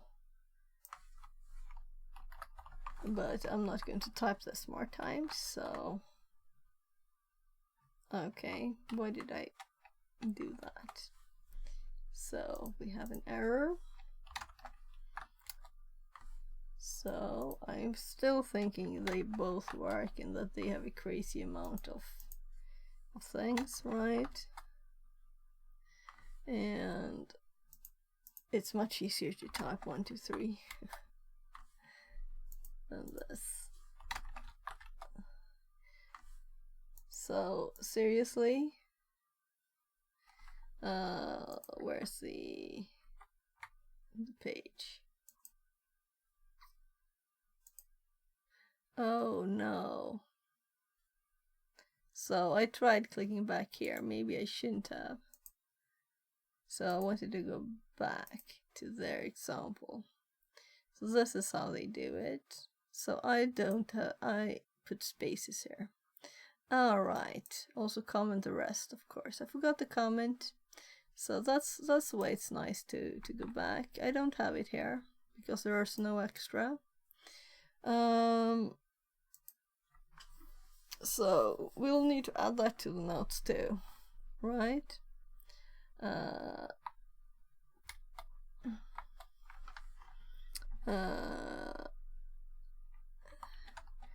To get rid of the rest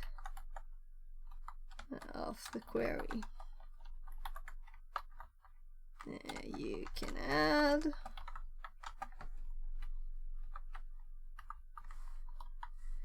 to the end like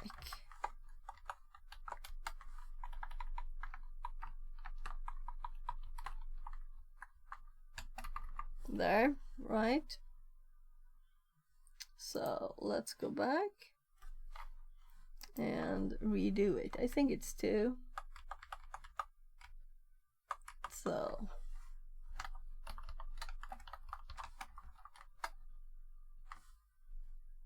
not like that.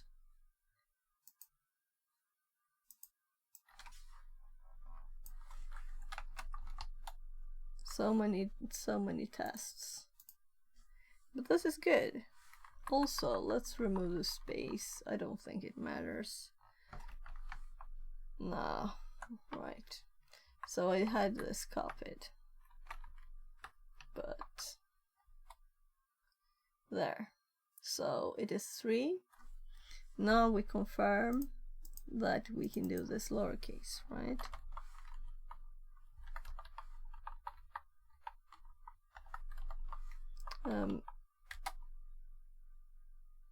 So we get another line the same way with uppercase and lowercase null, meaning as the rest of SQL is not case sensitive. We can do union select with lowercase. We can do null with lowercase. Let's also test spaces, right? So as this is like white space in the SQL, it shouldn't matter. And we should be able to put like a million spaces here too. And it should be totally the same thing, though it will be a lot of %20s here. So it all works.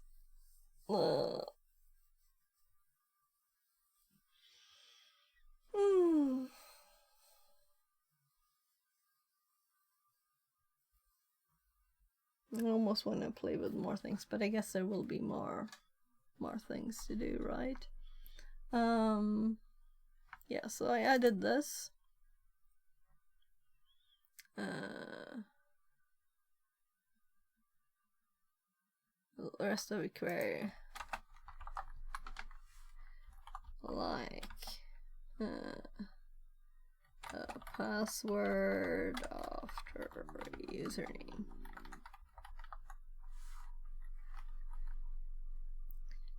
So examples are always nice, right? Always nice with examples. So we update the page, we get it solved, we close that one. So of course we could do these here. I just prefer to have it on different sides, right? And we have burp there in case we want to dig deeper into it and look what it looks like. So let's continue. Database specific syntax. On Oracle, every select query must use a from keyword and specify a valid table. There is a built-in table in Oracle called Joule, which can be used for this purpose. So the injected queries on Oracle would need to look like the payload described from the double dash comment sequence to come.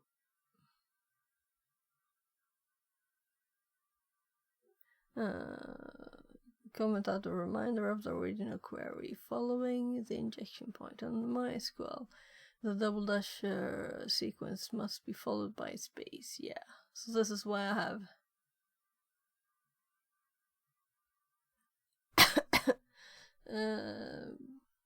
have space dash usually. Alternatively, the hash character number can be used to identify the comment.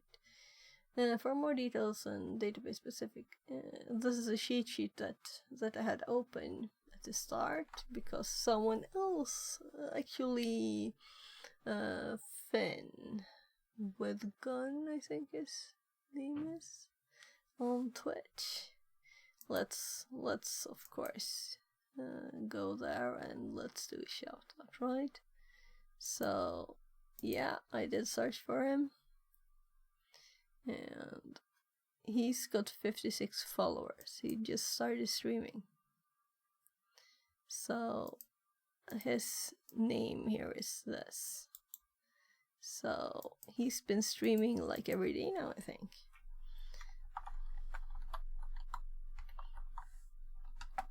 So there. So that's how I got the cheat sheet tip from. He's been streaming here, and last time he seems to have recorded it. It's 005. So no videos yet. Oh right, so some people have not disabled the icon.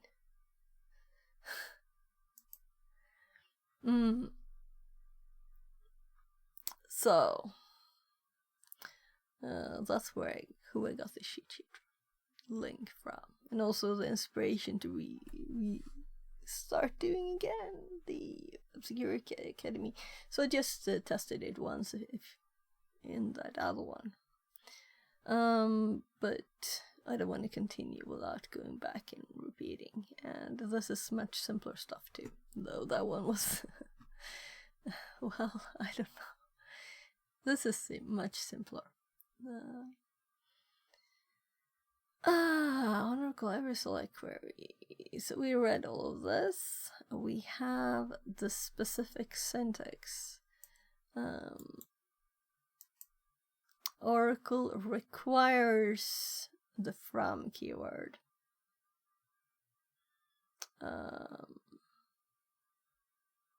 And MySQL as it requires this.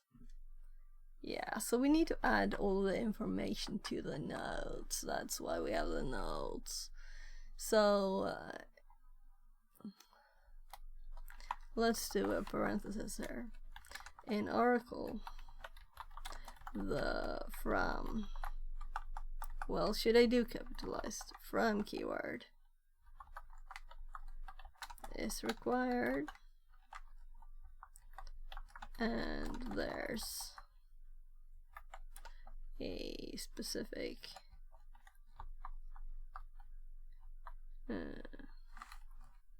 require read.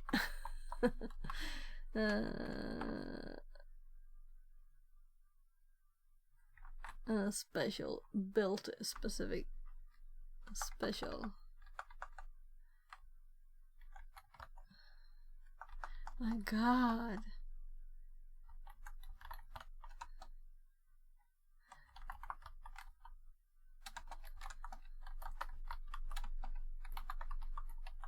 So jewel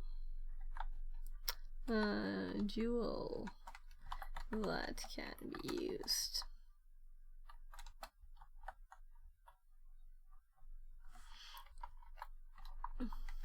Let's do Oracle capitalized to make it stand out a bit. We can actually do it like this too. In Oracle. I don't know, now I don't like that. Let's do it bold instead, right? In Oracle, the from keyword is required in a query. And there's a special built-in table called jewel.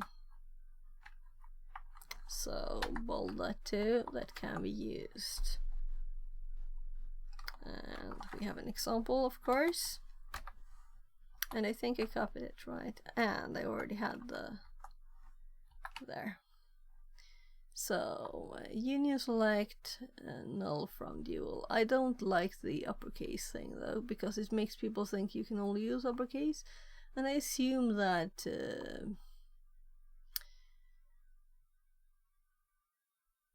Oracle is like the others and don't require uppercase. Well, let's leave it in there to just have not the same all the time. So it's 11, meaning my TryHackMe will pop up and say, remember me. So this is a path, the room on the path we're on. So we dug deeper into overflow, buffer overflow, and this is just like do next, next, next. Not enough information and requires pre-knowledge. So that's where we're digging in, while we're digging into buffer overflow. I'll continue that too. So I'm kind of thinking maybe I do 2 days of Portswigger Web Academy and 2 days of buffer overflows and 1 day of boxes or something like that, or just like rotate 2 days, 2 days, 2 days. We'll see. We'll see what happens. Also, it's like if I'm not in top shape like I feel today, then maybe I don't feel like doing something that feels more, though none of these things feels like tougher really. Yeah, I just want to mix it up a bit, not do the same thing for 3 weeks in a row. So we have added this to the comments. Should we add about the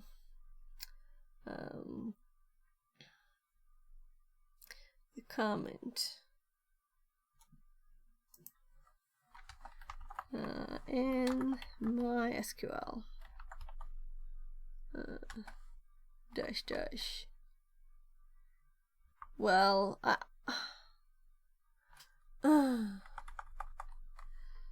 space is required after dash dash.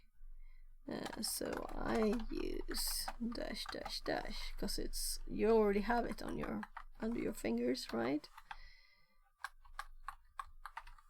There. So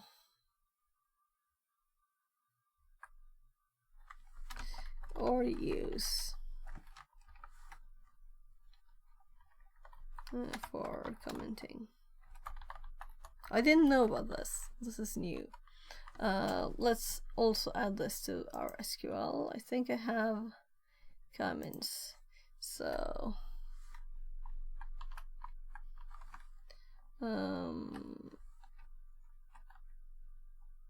yeah. So this character will need to be in these, or it will make it a header. My SQL only.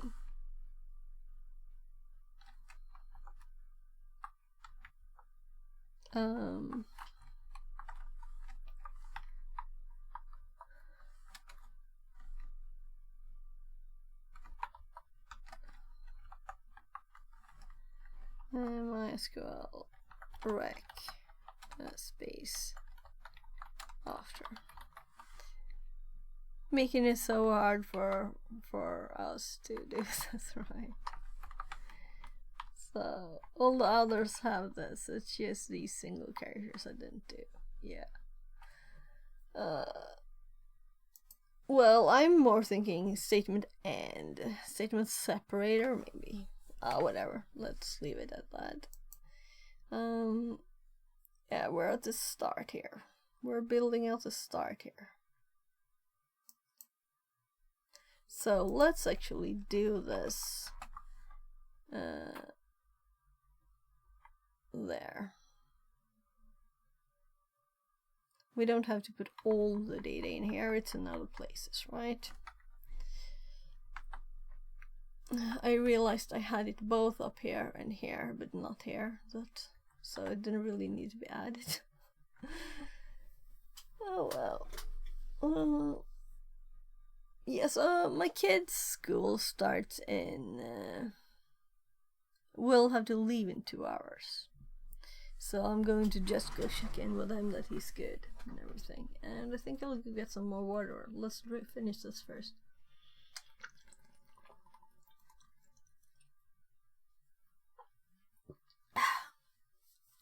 Yeah.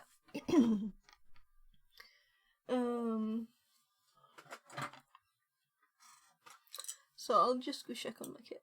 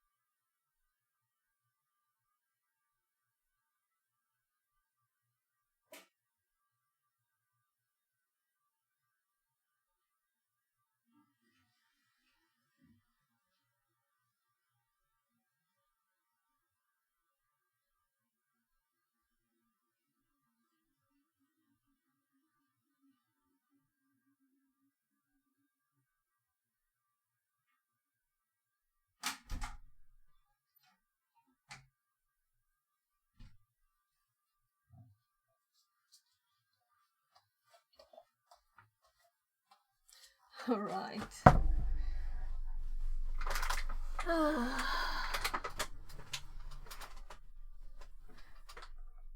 So many messages.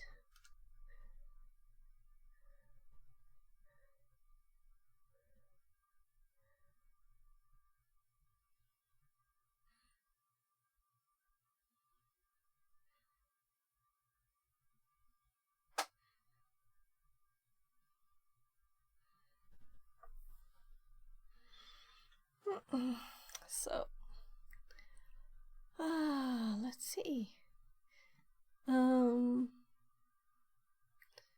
Right, so we've already added to the nodes, also added some things, other things. Finding columns with a useful data type. SQL injection union attack enables you to retrieve the result from an injected query. The interesting data that you want to retrieve is normally in string form. This means that you need to find one or more columns in the original query results whose data type is or is compatible with string data. After you determine the number of required columns, you can probe each column to test whether it can hold string data. You can submit a series of union select payloads that place a string value in each column in turn. For example, if the query returns 4 columns, you would submit. Right, so they're doing the example we had here, it's 4 columns, right? No, it was 3. It was 3. So if the column data type is not compatible with string data, the injected query will cause a database error, such as, yeah. So we're copying this to our SQL injection nodes.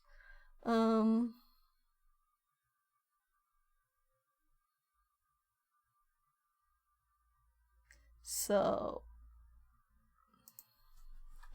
we need a few headers here.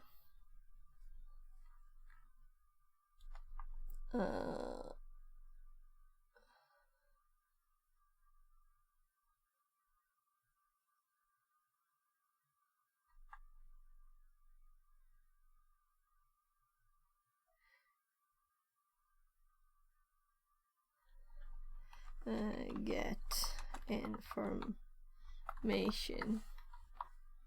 So let's do a, what did I use here before? This is 4th level, so then this needs to be a lower level.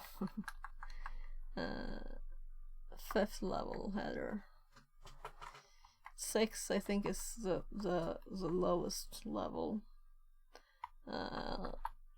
Let's do 5. We can see that this is bigger than this. That's good enough. 3, 5, and then we have 4, 4, 3. So these are subheaders. Yeah, that's correct. Though they're not much difference in the size, right?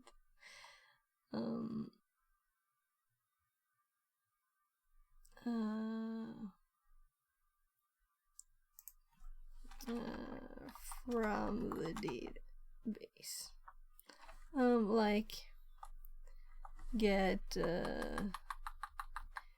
database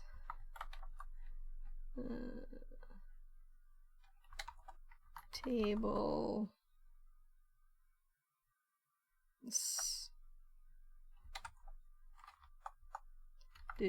information. So first we have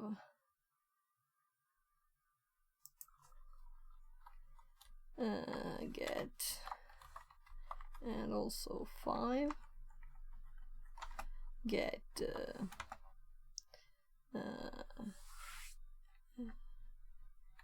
current table information. So there, and then we get like from the database other information. First we need to know where we are at.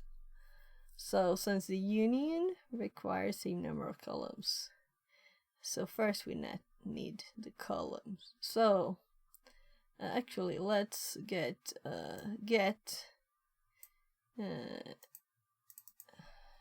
Noriko Neko says get current snack situation. definitely, right? So I have a few banana chips left, that's all. Sorry Nori, I don't have anything else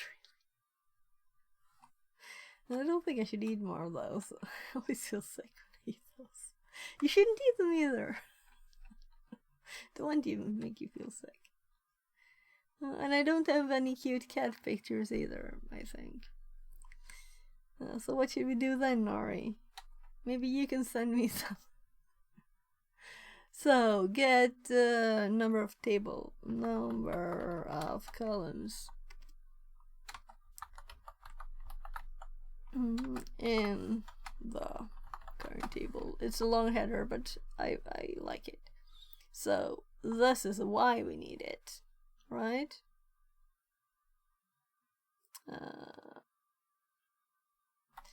Right, actually, this is why we have the next two headers.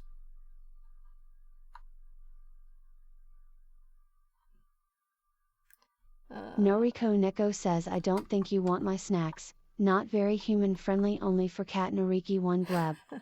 Okay. Okay. It's okay, okay. You can be here anyway without giving me snacks. That's okay. No, double. The data needs to have a similar data type, right? So then first we need to get the number of columns, because as a result must have the same number of columns, right? So we can try this method, and we just added some comments here about article. Also make sure the zero doesn't actually return.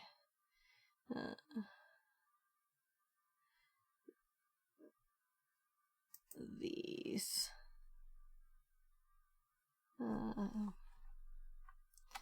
since that would block the new data if there's an if there, if we only can see one result.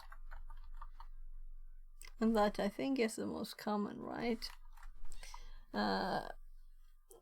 Observe the series specific for int type, and should I do number instead?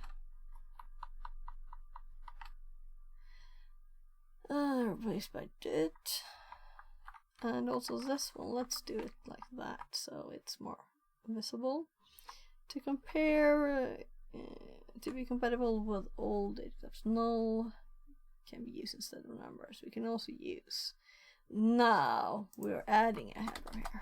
This is where we were going with this reorganization, because now we want to get data type. So I'm actually copying this, and number of columns. Okay, number of columns, not number or columns.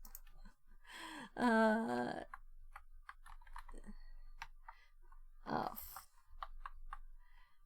data type of columns in the current table. So this is where we're adding this thing. So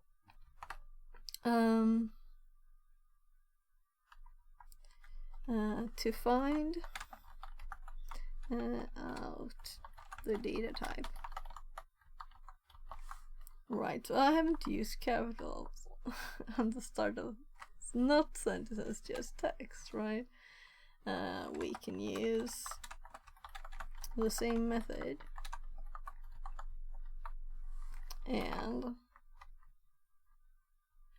This is like ugly. Let's make it prettier.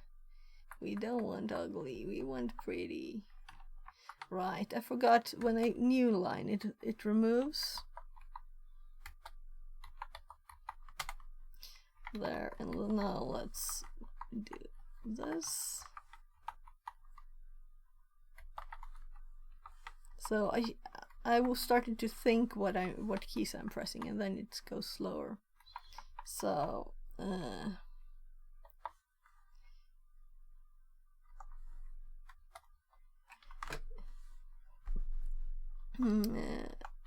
we want a string type for easy output of data from the database.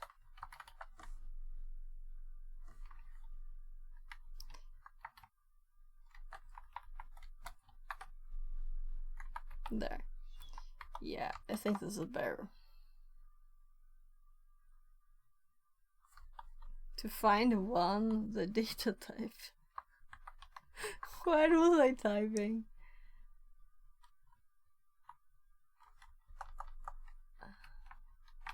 Let's just, to find one, because now I added a line here, we can use the same method. There. So that's kinda enough, right? So we don't want extra text if we don't really need it. And we might split up the one section over here because it's like one page of text, not organized. We'll see. I think it's kinda easy to read anyway. I'll have to reread it and reorganize it. There's a column data type. It's not compatible with string data. Yeah, so it's obvious that we get an error, right? We don't have to say that. The notes. Lab, SQL injection union attack, finding a column containing text. This lab contains SQL injection vulnerability. Right click the lab, so it starts slow thing. The results from the query are returned in the application response. So you can use a union attack to retrieve data from the other tables. To construct such an attack, we first need to determine the number of columns returned by the query. You can do this by using the technique you learned in the previous lab. The next step is to identify a column that is compatible with string data. So we're supposed to do the same thing that we just saw and put in our notes. The lab will provide a random value that you need to make appear within the query results. To solve the lab, perform SQL injection union attack returns an additional row containing the value provided. What value provided? This technique helps you determine which columns are compatible with string data. What provided? Well, maybe we can see something here on this page. This is bad. Your new home office.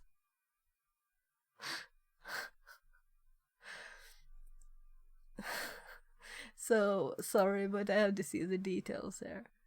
So this is our new home office. Yeah. We're just getting this link over to this one. Are we lazy? Nah, we can type again, right? It's better practice to type again, isn't it? Alright, look. Here's the actual task to do. Yeah, I was kinda...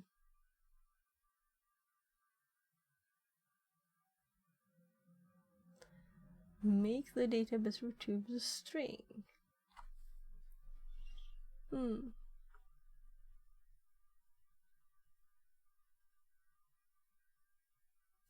Let's get started. We can think about that later.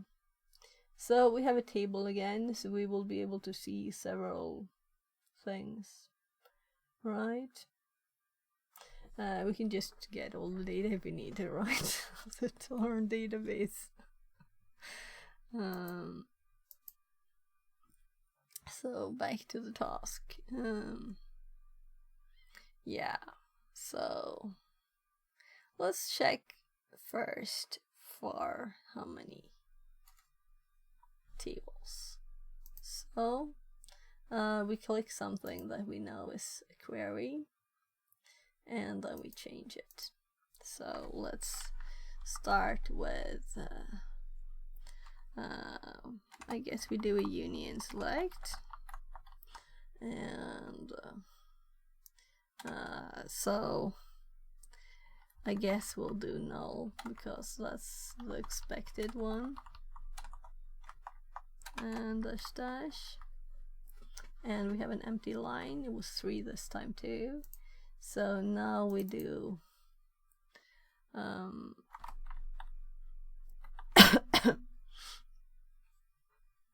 we check our nodes. We're supposed to add a string here, right? And test it in the different positions. So let's do it. And I'm typing in my notes. That's funny. I typed an A. Actually, I think I typed that. So this is an error, right? So when we no, we don't want to undo. It apparently hopped to something much longer. So we do a null comma, and we remove this null instead. There. So this is a second one, and now we have an A there. So I'm thinking, will it actually just ask us to put this there? Is this what it does? In that case, it is not correctly formulated. Yeah, but I thought that's probably what it wanted us to do. Not actually retrieve this, find the string in the database. That it's not the level we're at in this, though we could have done that. Searching through the whole database. I guess it's a tiny database, alright? Because it sounds like that. Well, the description disappeared now.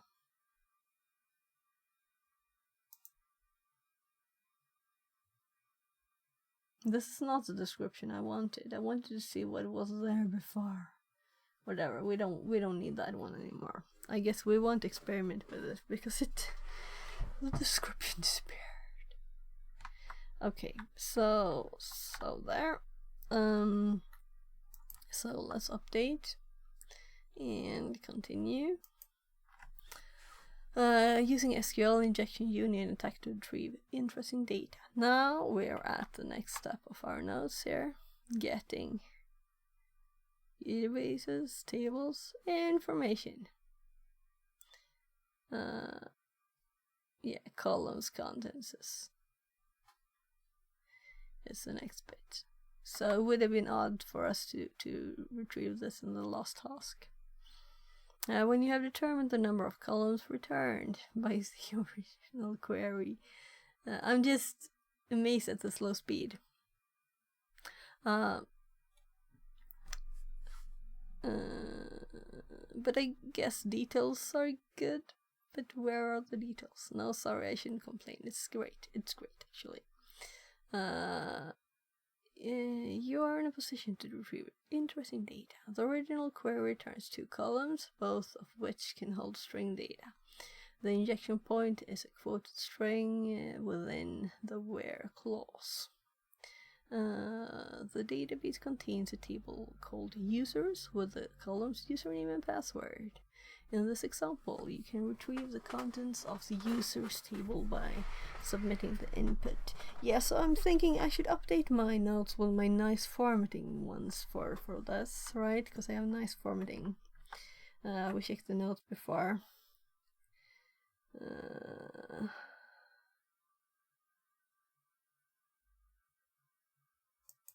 Was one of these? Am I like blind? There. So this is this one, you know. Union select username password from users. Union select password from accounts. Well, but then I instead did group concat, and I got all of them, and then I did here union select usernames, group concat username, passwords, group concat password from accounts. So then you get this username colon admin, so passwords admin. Here's your password. So it's maybe not the best, but at least usernames are these and passwords are these.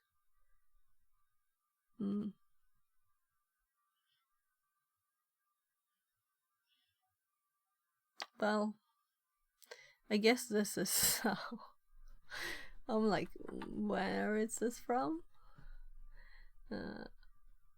So I was just playing with getting the output prettier. So we should probably add that to the notes and remove that thing. So images in the notes are, I feel like bad to put a lot of data on GitHub, right? A lot of images. And also, if the notes are tinier, it's nice, right? Oh, this example, you can retrieve the content. Oh my god, I can't read while I'm doing that, right? In order to perform this attack, sorry for detour. I'm just curious if there's a date somewhere here. September. So this was, it's almost a year ago. So that's why I feel this is easy, I guess. So I've almost been doing this for a year, or a bit more than a year. Like, yeah, a year and a few months now. So,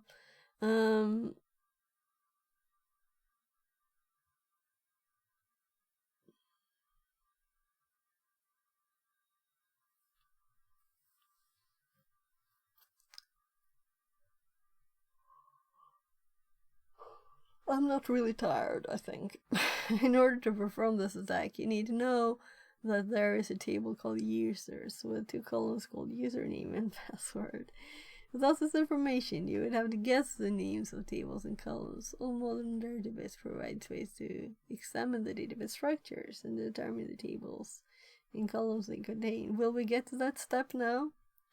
Using... No, it's a lab now. One thing at a time, one lab at a time. Yeah. Well, it's good with repetition, but this is so basic. Well, this lab contains an SQL injection vulnerability in the product category filter. The results from the query are returned in the application's response, so you can use the union attack to retrieve data from other tables. To construct such an attack, you need to combine some of the techniques you learned in the previous labs.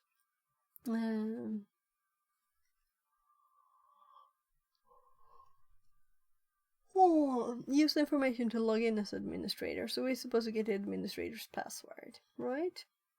Yeah, so it's good. Good repetition is good. It's good doing this. I'm not complaining. I don't know what I am really.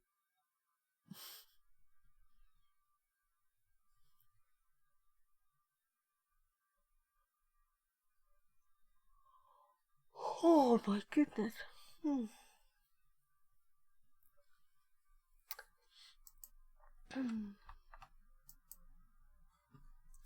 It's just good. It's just good. So, opening the page on my right screen. Oh, so now we have a lot of text here. So they're really making it easy for us to get a lot of data by having a lot of text, right?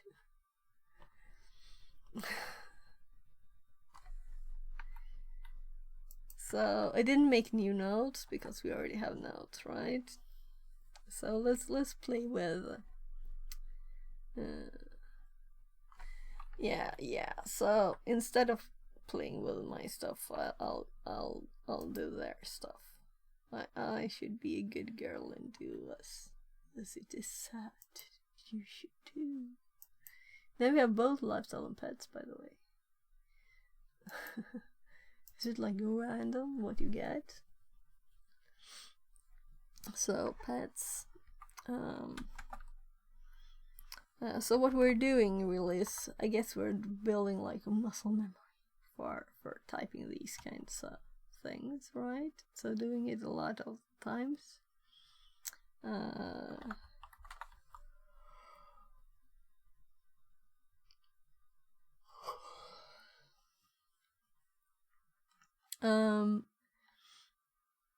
Right, let's start. Let's go through the steps, right? So we repeat what we've been doing. Let's do it all. So we had the right number, I think.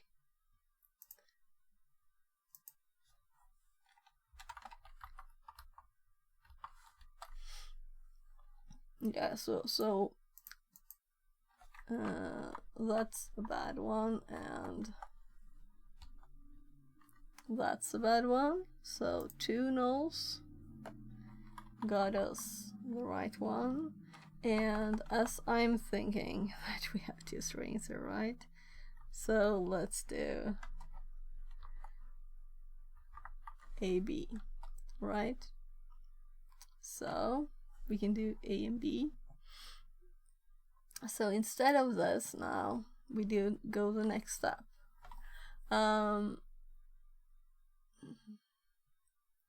Yeah, I just realized our notes. We need to add something here. No, it was examples I put it.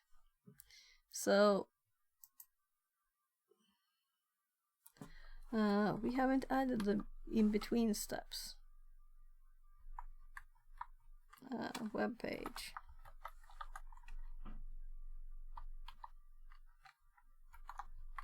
.com.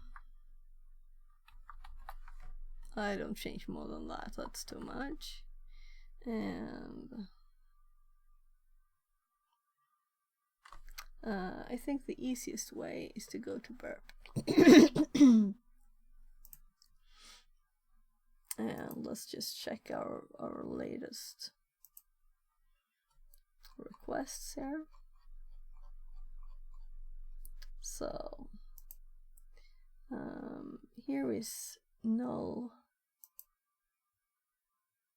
AB, null.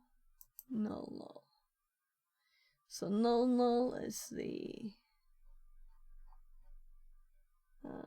one which gets results. So I'm going to retype this. No, I can't do that without putting it in the repeater. Sorry, I'm like there, and then we do, instead of %20, we do minus.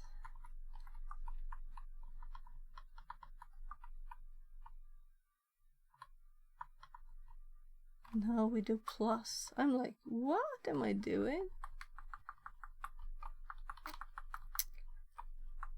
So that would be a mess at the end, right there.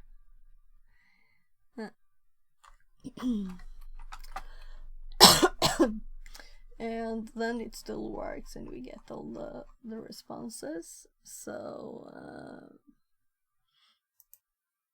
I'm just going to copy this here.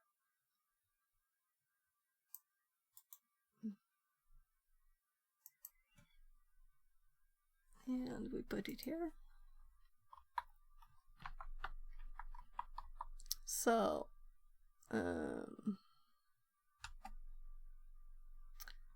find number of calls, short things here, And the next one.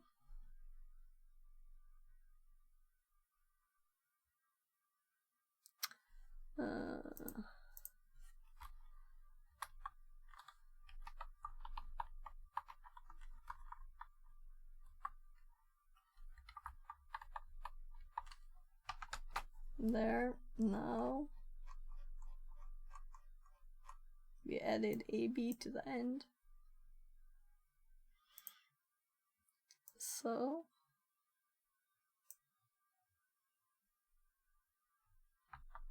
trying Control C here. There, so we copied it here. Make sure columns are text. So then we can output data, right? Because the next step will be to change this, and I'm thinking it's easier for Stream to do it here, right? So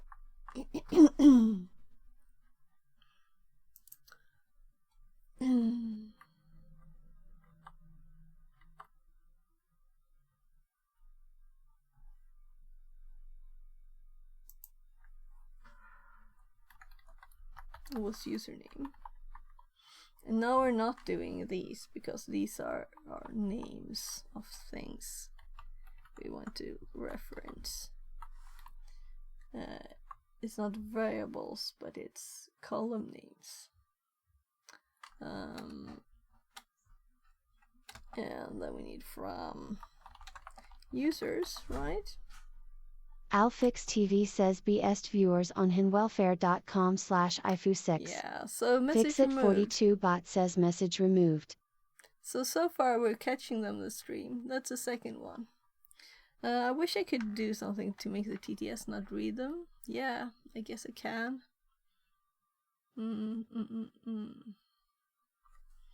Right, so it's just too quick before they're deleted. The streamer bot, speaker bot, reads them once. So it's the same with YouTube. Messages that are auto removed from YouTube by YouTube themselves are still read by the TTS, the speaker bot one. Yeah. Yeah, so this is funny.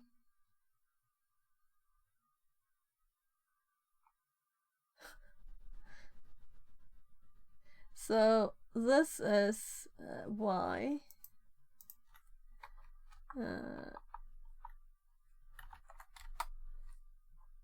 it's nicer to have a non-valid first one. So we get only the stuff we want, right?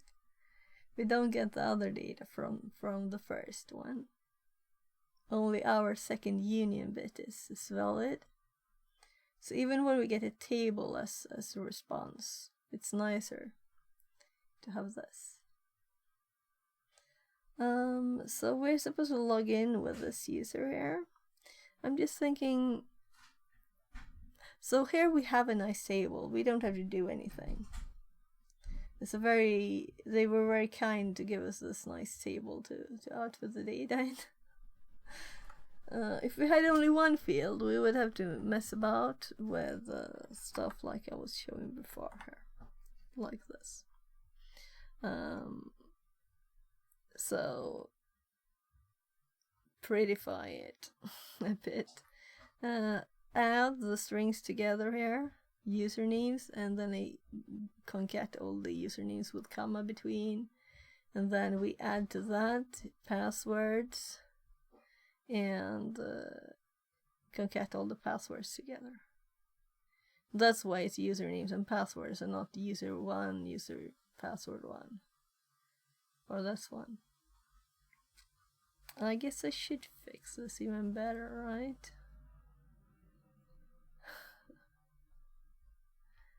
Yes, I wonder why I put that there too. Well. So, examples. Let's put this in the examples too. So right, the first one has the ugly characters. Let's fix this. Oh,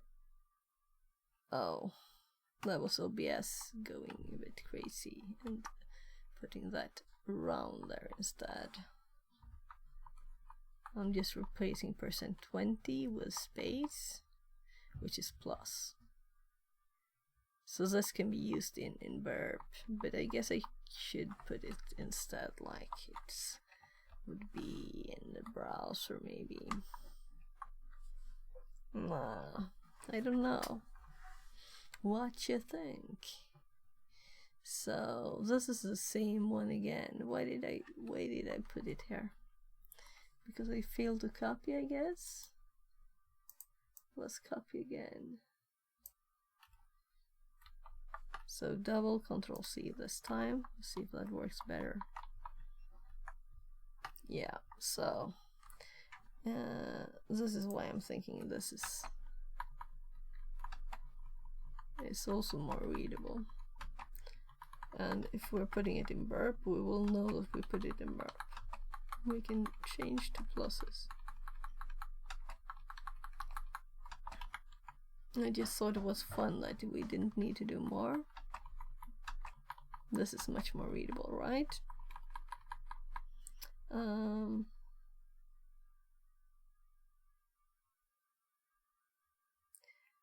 Right, so I changed pets to queer. So let's do pets first. QWERTY, the first characters on the keyboard, just randomly.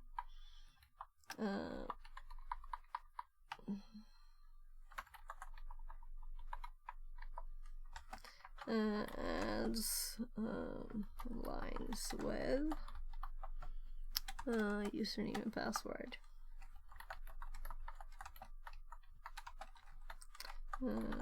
Password to the table.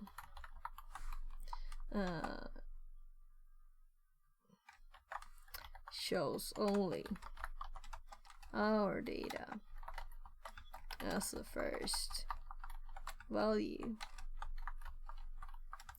is bad and has no return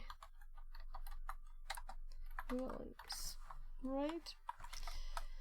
Oh, that's why I did queer, so we only got the pretty output there. So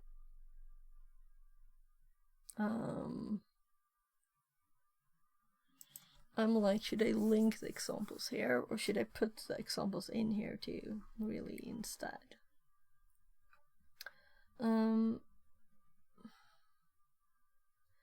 So this is with the group concat, but we could also do the, if I paste here, yeah. So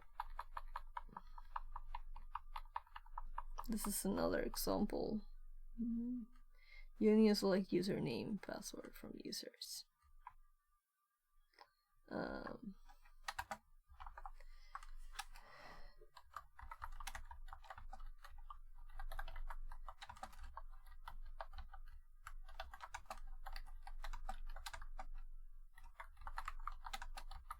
We don't need to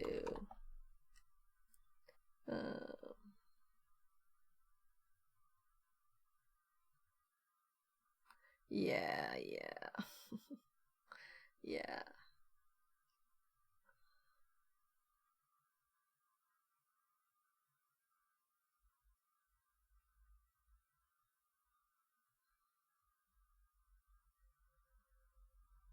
So this is nice. Let's do this one too. So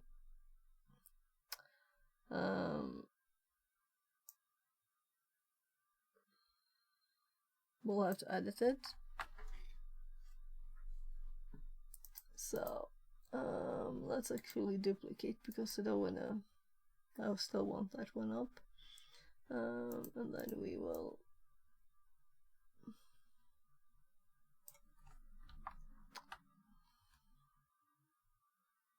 VR underscore mechatronics says hi, how is going? Yeah, it's good. How are you? It's good. I'm having fun, but mostly repetition of stuff I know, but it's still nice to make prettier notes and make more examples and repeat and make muscle memory, right? And play with the things I already know. So group concat, now we're doing username, password, separator, BR. If we only had like one place to do this, and it's called users, and password and username are the same. VR underscore mechatronics says I read about how IT companies make money on GPT. Very smart informations.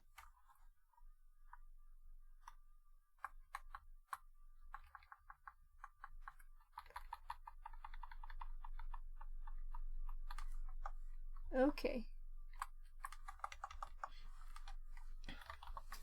So did I miss anything else? With union select, we have, let's do A instead here, right? And let's keep the data, which was pets, I think. So no, and Y.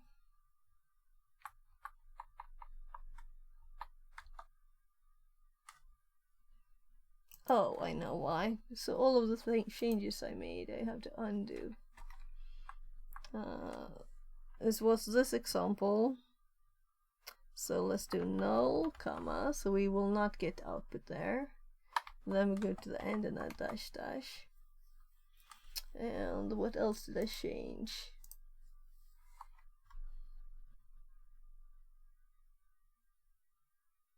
So maybe this doesn't work with group concat on this this one.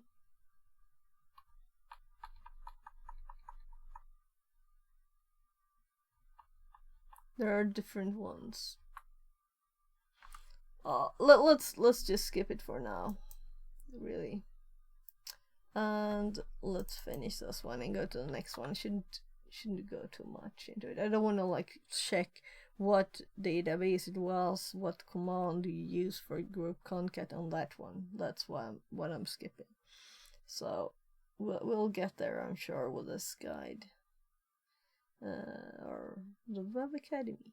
So let's go my account, administrator, and let's paste the password and login as administrator, and we solved it. Alright, so let's go back to the notes and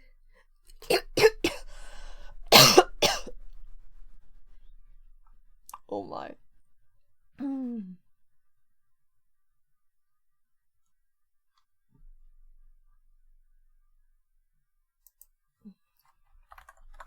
It stopped in the middle of typing. Mess with concating.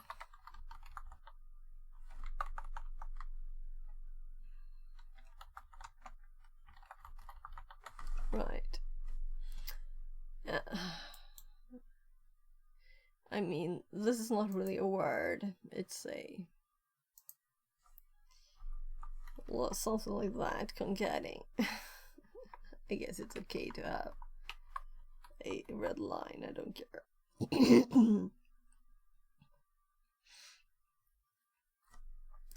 Though group concat is one that is nice to have for different ones, really. Because I've needed that before.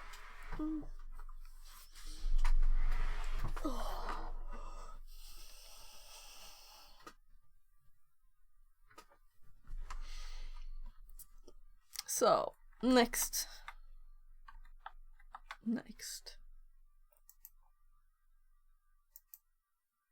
No.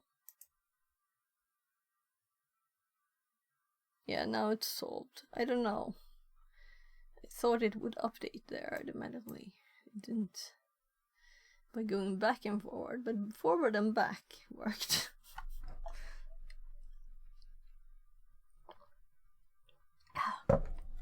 Just making sure it actually knows that it was finished. Retrieving multiple values with a single column. In some cases, the query in the previous example may only return a single column. Yeah, this is what I was talking about.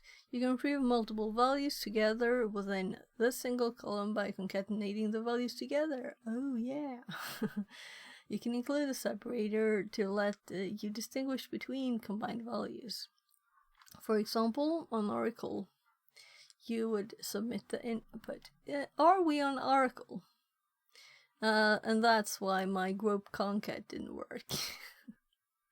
So they're doing a lot on Oracle, right? So, yeah. So let's add this to the notes.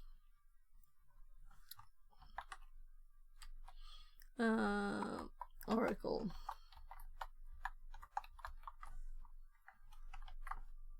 I'm bolding the names because it's kind of important.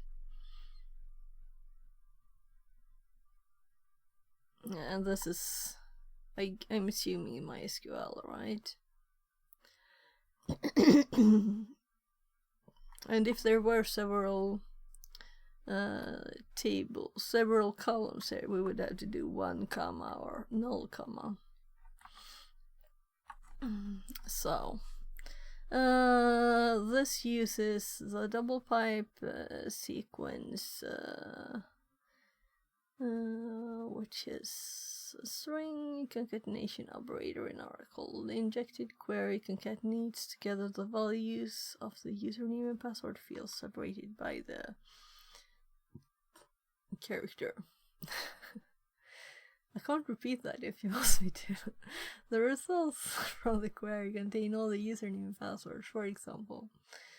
Different databases use different syntax to perform the string concatenation. So we still have this one up. Will it still work though when it's solved? It closed it down very quickly. So this still works. Let's see if this works here now. So if we do username and then the second one, we do username again. It will look a bit funny, but I don't care.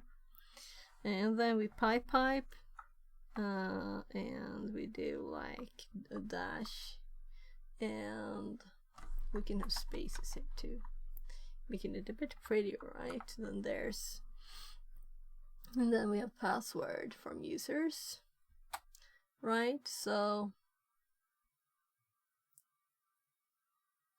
oh right, I was like, what's this? But it actually outputs it too. So now we get the administrator and the password in the same thing here. So if we null the first one, we only get this list. So it's another formatting way. So copying this, because I prefer this one in the notes than theirs. Theirs was not as pretty.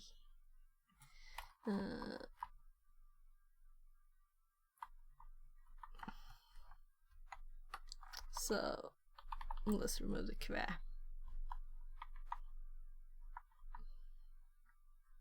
Let's do like bad data. Union select null username and Oracle. So I don't think it's only Oracle. I think there are others too that use the pipe as string concatenation. I think yesterday was Postgre that it did the same thing. Do I still have that one up? No, it's not up. Here. I'm like, there was a link. So here it also has the pipes, a string concatenation. And MySQL you do concat. Or just a space. Okay. Well, I had the group concat. Now I'm curious what the difference is. So let's find that out. MySQL concat group concat VS. There's a difference. The different here is where concat is used to combine values across columns. Group concat gives the compatibility to combine values across rows. Yeah. It's also important to note that both group concat and concat can be combined to return desired results. This is nice. We want this data. I crave the knowledge.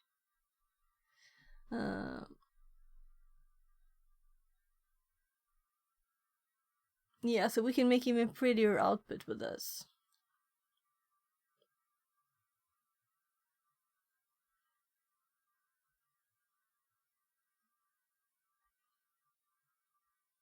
So in this result here, we still get 3 results.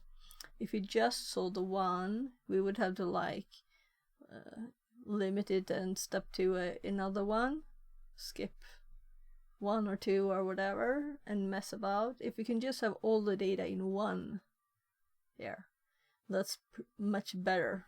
That's why I had the new line in there on my other one. So if I can make it better, like get all of the tables data out in a pretty way in one location here. That would be nice, right?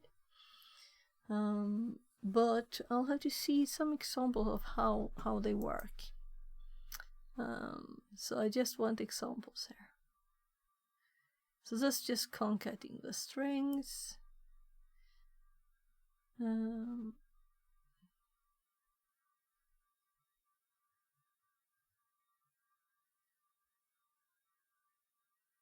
Just getting some dummy data.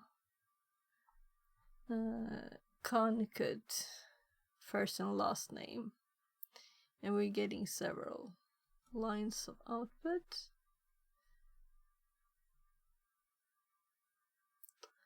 Yeah.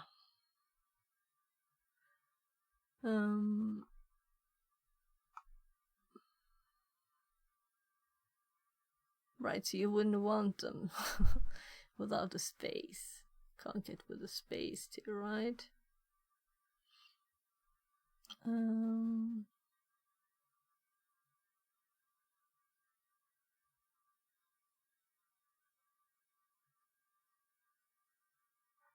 Order by too.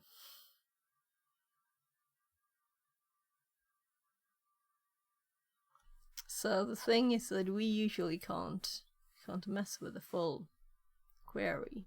Just have a tiny bit that we can change, right? So come on, yeah, here we have group concat. Group concat department gives us engineering, accounting, engineering, human resources trainee. But we want department and something else here, right? Like username and password.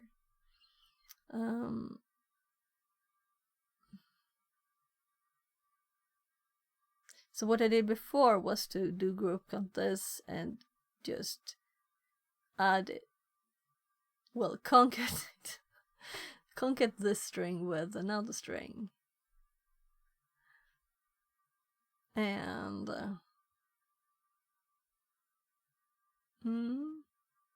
let's see what else they have. Distinct department. Alright, because this is duplicated. Alright. That's nice. Separator pipe. Yeah, we use separator. But what I want is to have several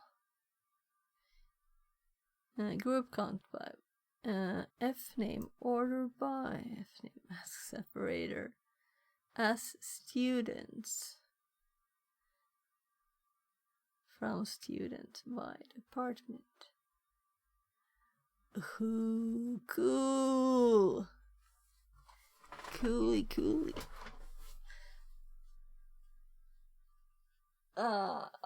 Nice.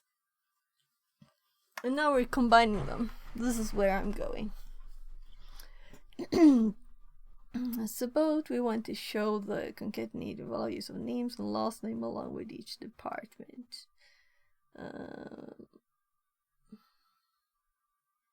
Yeah.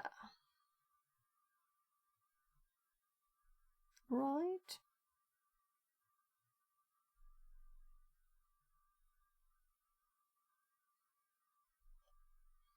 The group concat ordered by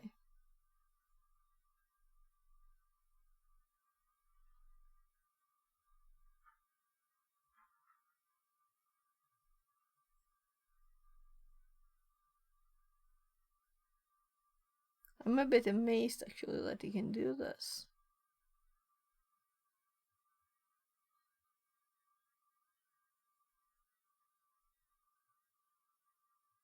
No, it's not.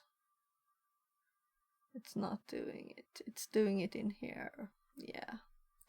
Yeah, that's not so amazing. So, handling no values for concat. If no. Nice.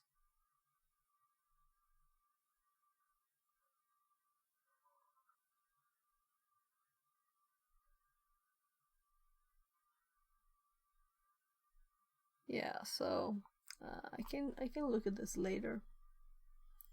I'm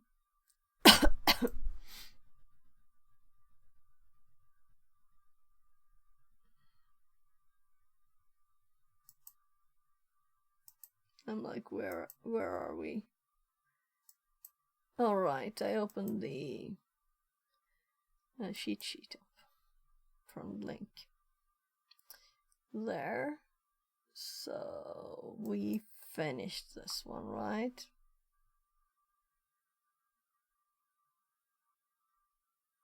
Did I go to the next one and read on after we finished it? Yeah. So I didn't go back, just checking.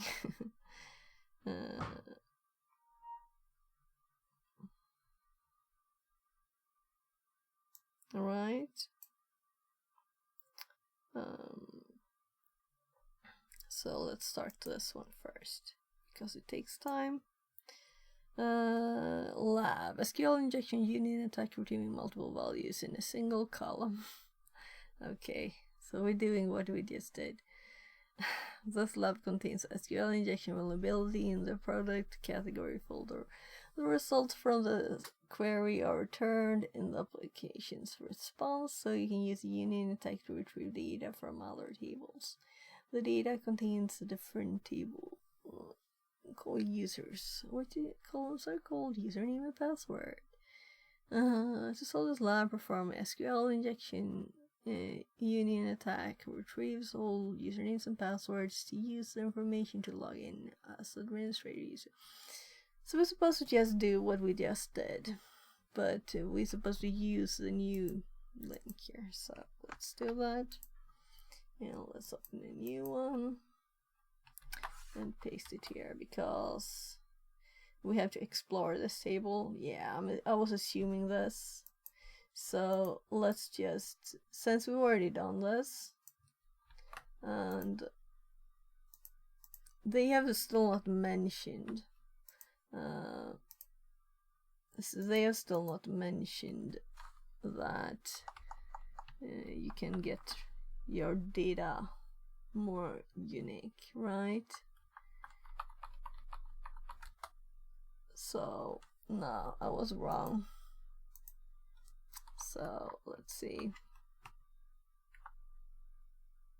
No, I don't like the undo here. It doesn't undo my last change. First, we have pets. And then we have, I had null comma. So it still was 2. I thought it was just 1 on this one. So I didn't have to edit it. And then we'd make pets into queer or something. That's not valid. So we get all our data, and then we can easily see the password of the administrator.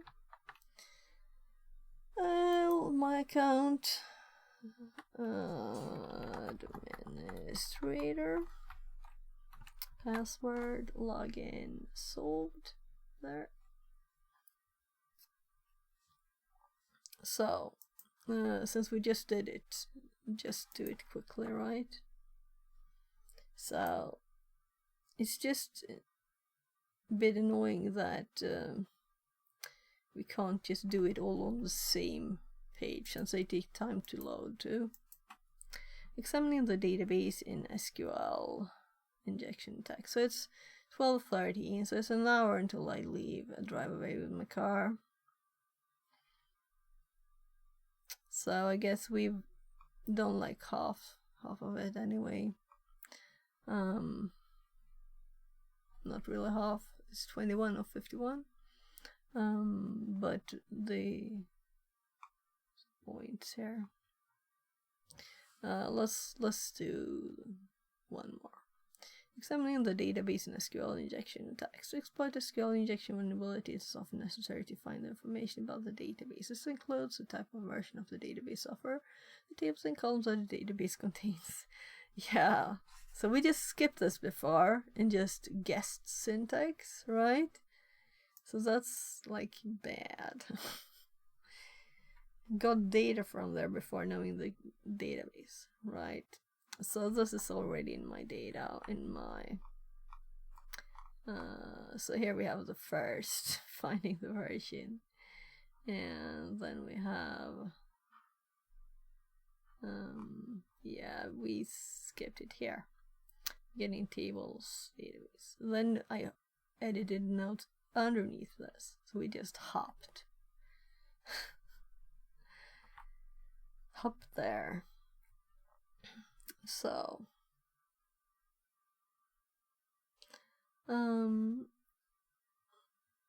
yeah, so I want to start this one first because it's slow and I'm kind of assuming we're supposed to querying database type of version on MySQL and Microsoft. And they say Microsoft, not MS SQL. This is like, why call it Microsoft? Well, I don't know. Yeah, it's odd to me. Well, it doesn't matter, I guess. Live contains SQL injection vulnerability in the product category filter, the same as before. So let's read this line.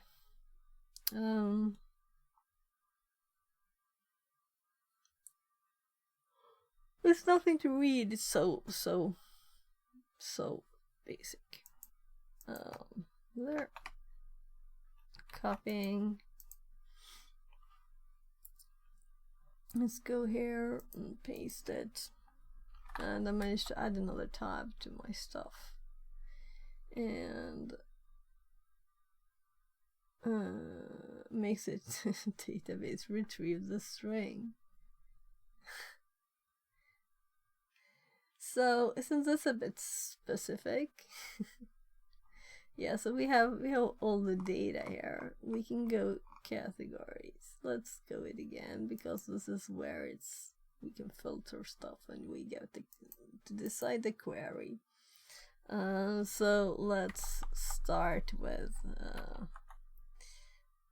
let's assume again we have a let's add these so I don't forget by just forgetting. Union select So Oracle says it's start from $v version. $v version.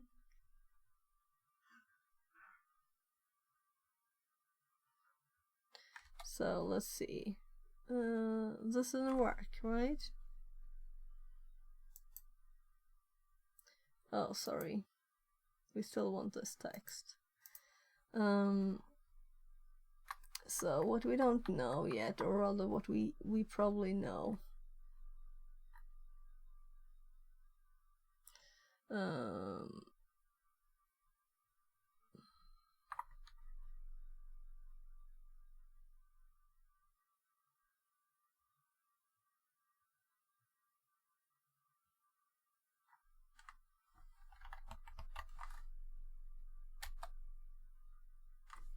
So let's go back and do the basics, right? So first of all, if we delete all of this and do pets, right, we have the data back, and then we can do oh, sorry, we start with this, and this should do like the same thing. We don't have any or 1 equals 1 or anything. We get an error.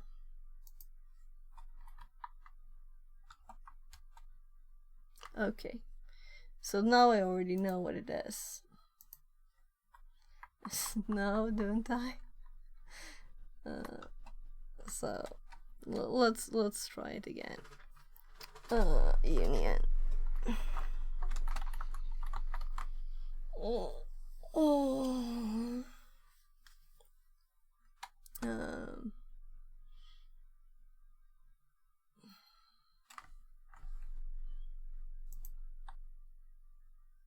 So I'm thinking I should go and eat. I should go and eat. Is it 2? Right. And then we do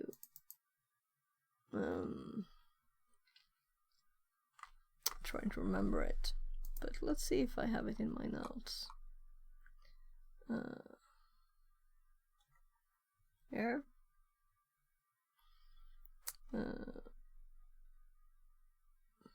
Version from. Oh no. I have to click here again. Yeah, now we can type version from $v. Oh, wrong character.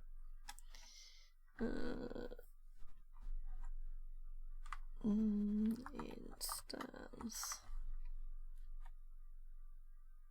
Yep. And then we try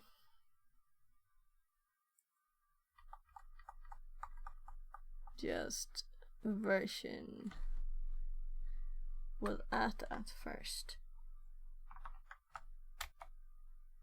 and then we have a result, and we get this string here, and we don't want the other data, so we replace this, and we have a prettier output there.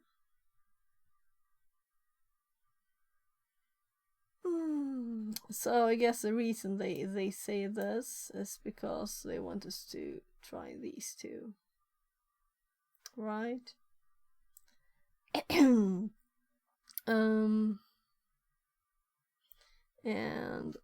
they both have the same, that's why. So they didn't want us to actually find out what it was, they told us what it was. That's why I'm a bit disappointed on these. Couldn't we be allowed to find it out and get some satisfaction from finding it out, right? Wouldn't that be better? Wouldn't that be better? Oh well. Yeah, so I don't have time. I have to eat something and talk to my kid, so he's prepared to leave for school. Yeah, but of course we'll continue this, and let's not wait. Well, this is 4 of 5. But it'll be a new lab, so I have to open a new one. No, I don't have the time, sorry. But this is very basic stuff, so it's not like I will feel I need to go back here. But it's good to repeat and to repeat and repeat and repeat these things, because instead of checking notes, you just know it then, right? And remember what that it is added version for these, right? That's such a simple query, right? This one, such a simple one. So let's see. We actually have someone streaming in InfoSec streams, but it's French. So that makes me feel it's not possible. Content, I baby. want, yes. So I won't understand a single word, and that's I can't read someone that I don't understand a single word. Can I?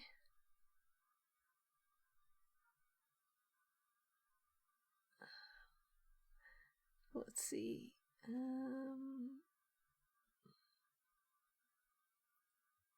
So there. Let's do it. Let's spread the love. There's not like anyone else to raid really. Anyway, right? So we don't have a lot of people online at this time. So it's Europe. It's Europe. So let's see.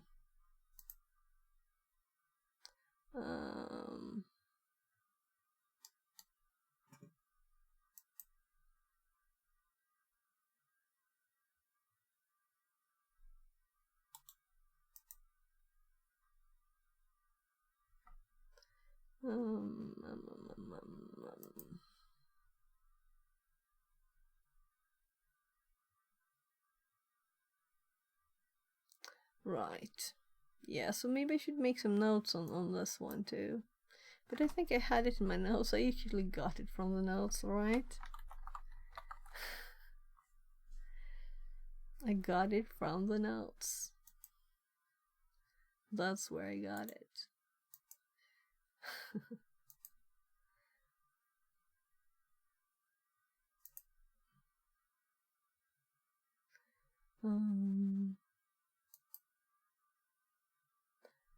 Yeah. So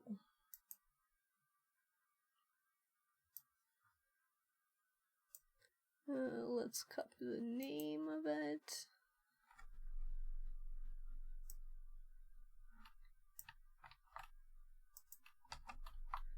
And I'm going to, right, you're on the wrong screen.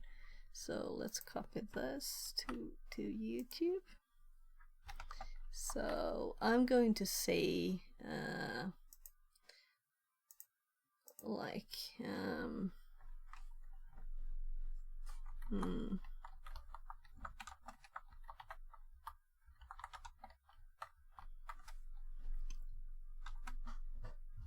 let's do some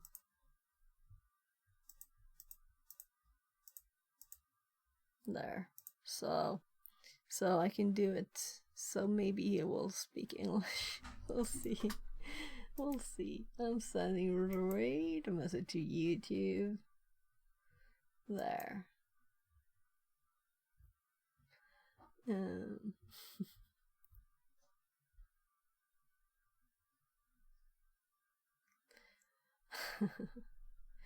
So let's send the raid and see you tomorrow or maybe later. I feel a bit better actually. I might take a walk, stream walk.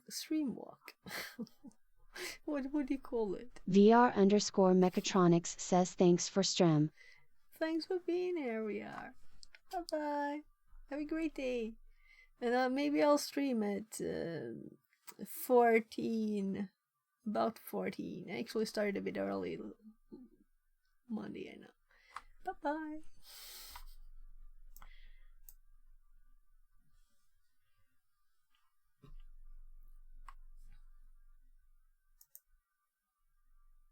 Une furo basique documentation. Entraîné par la foule qui s'élance et qui danse une